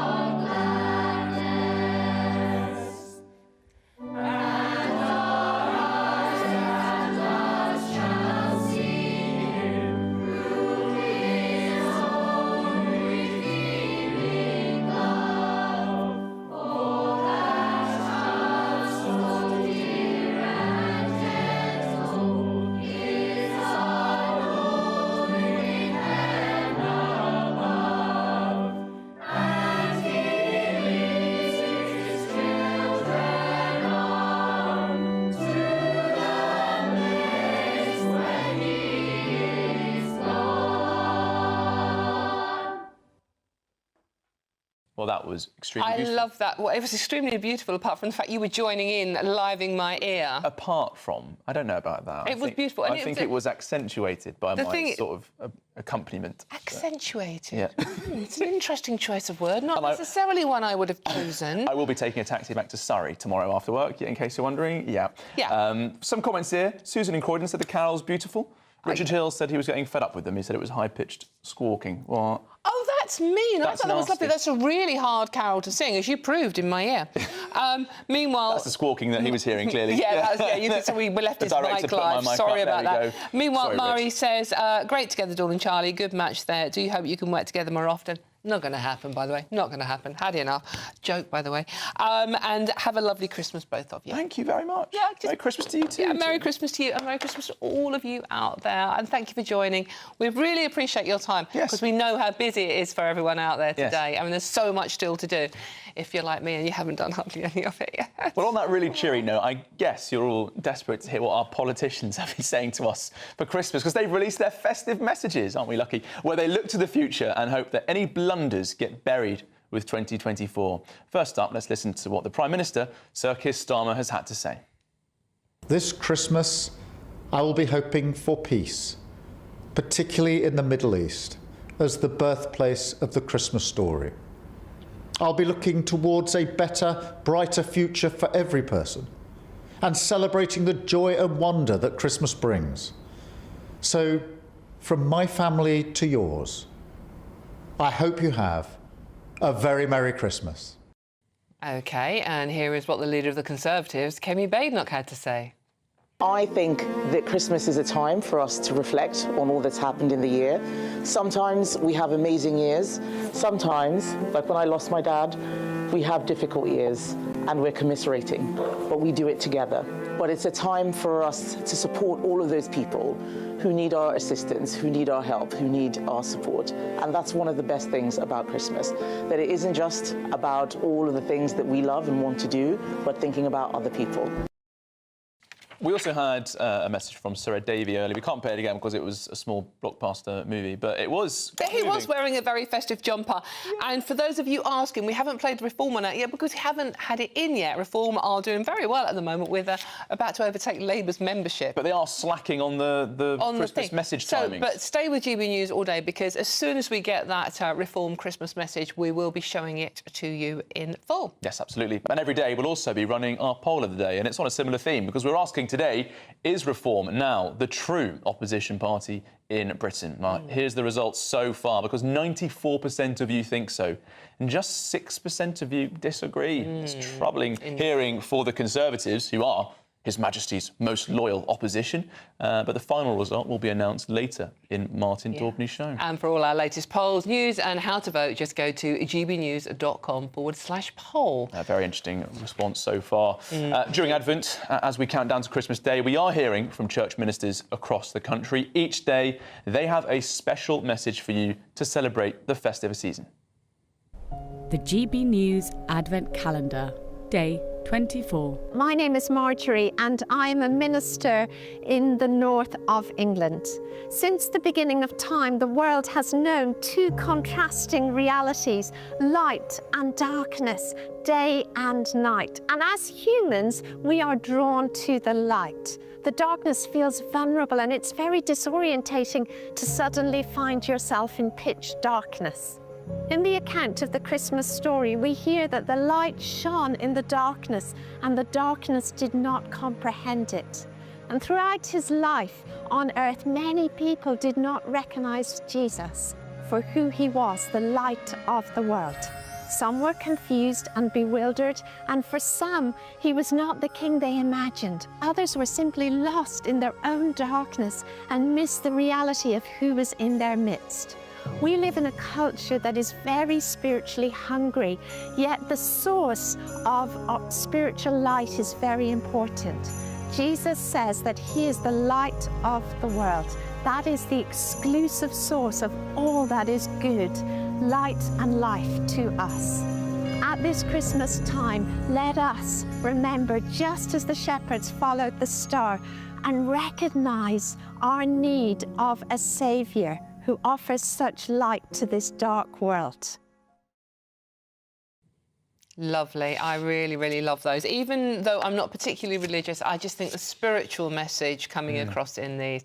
And you can see all of our special Advent messages as Christmas approaches by visiting gbnews.com/Advent. And indeed, a very, very Merry Christmas from all of us here. And still to come, we will find out what's coming up in Britain's newsroom with Bev Turner. That's next. But this is GB News Breakfast with Dawn and Charlie.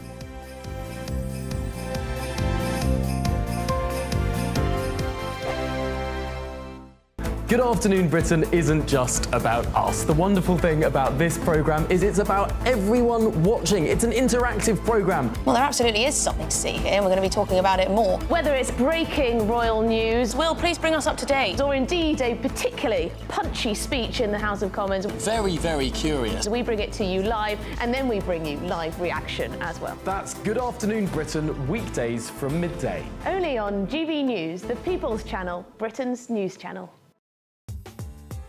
I'm Christopher Hope. From pop stars to politicians, I'll interview anybody in a pub who's got a political opinion. Join me every Friday on Spotify, Apple Podcasts, YouTube or gbnews.com, or wherever you get your podcasts. This is GB News, the People's Channel. Sunday with Michael Portillo from 11, only on GB News. Britain's Royal Collection of Art is one of the most important and largest in the world. And it's also one of the last great European royal collections to remain intact. And built up over many centuries, it has extraordinary depth. And curators have delved into its riches to produce an exhibition of Italian drawings between 1450 and 1600. There are household names here: Michelangelo, Leonardo da Vinci. Some of the drawings are complete works in themselves. Some are studies for images that would appear in much larger pieces. And some are anatomical studies which enabled these artists to draw the human form in all its perfection.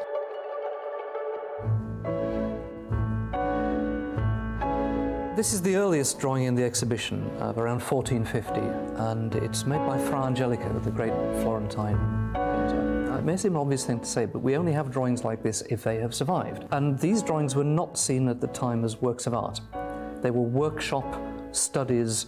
They were as functional as a hammer or a paintbrush, if you like, in the workshop. But the fact that a drawing would survive from 1450 to the present day shows that first it was useful, and it was a work that would have been referred to constantly in the artist's studio, and only later was it valued by collectors as an exemplar of the artist's genius, if you like, the way in which we might think of it today. So a drawing like this, which is in almost perfect condition, has got a history of being valued for different reasons from when it was produced to the present. GB News, the People's Channel. I'm Michelle Dewberry, and this is GB News. The People's Channel, Britain's news channel.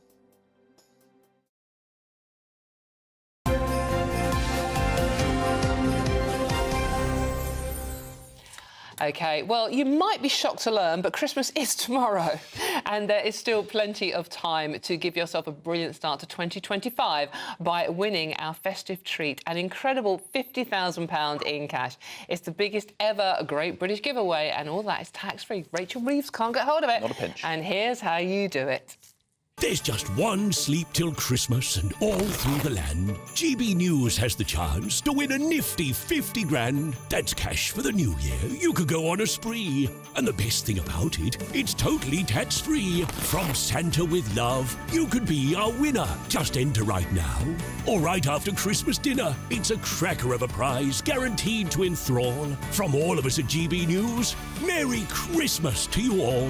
For another chance to win, text cash to 6 63232.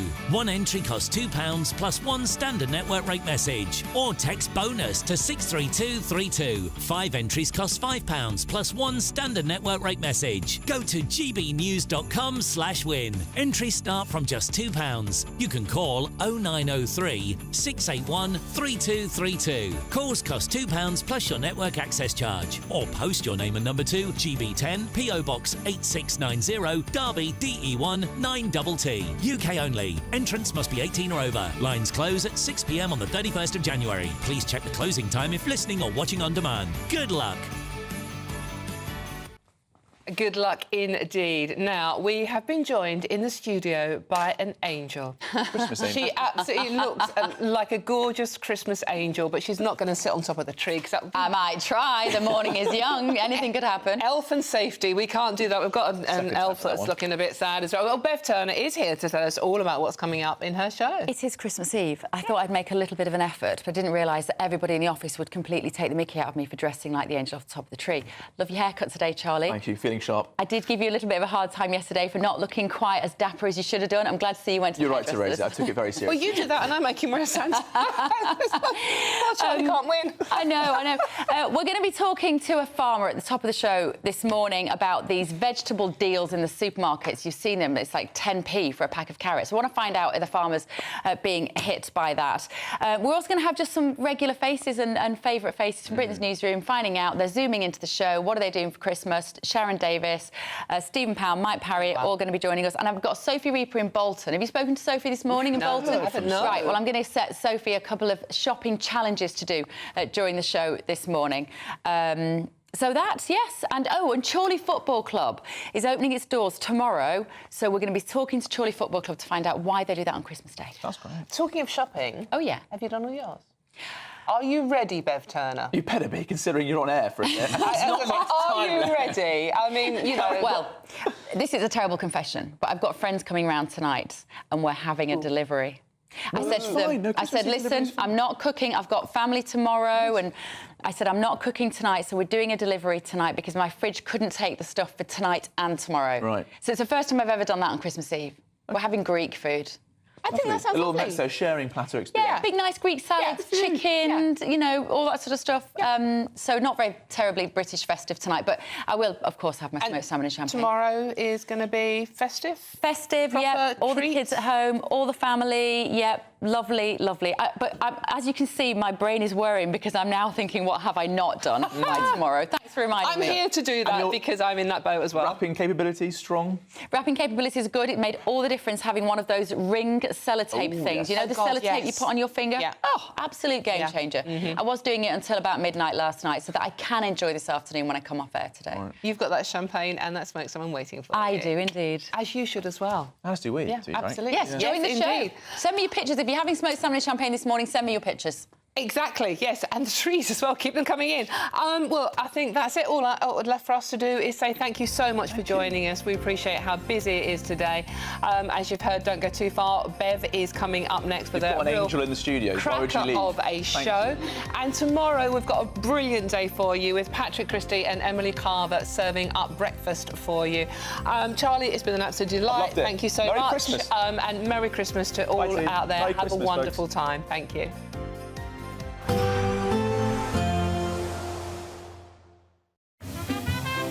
Heavy showers first thing will be followed by a warm, cosy day. Boxed Boilers, sponsors of weather on GB News.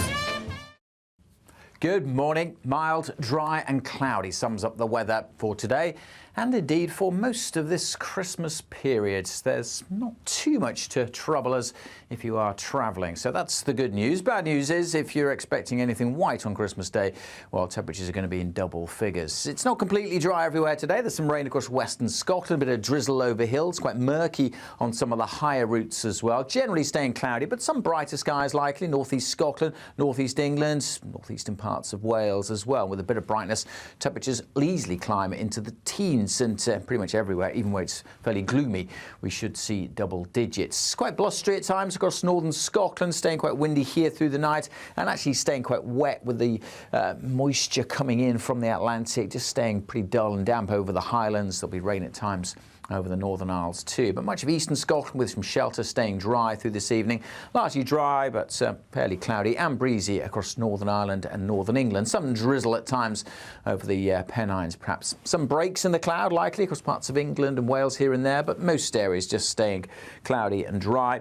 And that'll be the case as we go through this evening. So nothing to trouble Father Christmas on his journey around the country. It will be a little wet across the Northern Isles and the Western Isles, and still quite windy here through the night, but elsewhere, as I say, just dry and cloudy and very mild temperatures. Some places starting Christmas Day in double digits. Many places up to 7 or 8 degrees Celsius. So yes, a mild start to the big day itself. Again, fairly gloomy skies, perhaps a bit brighter tomorrow compared to today. Better chance of a few more breaks in the cloud. So you may have a bit of blue sky for your Christmas afternoon walk. It will stay fairly soggy across the far north and northwest of Scotland.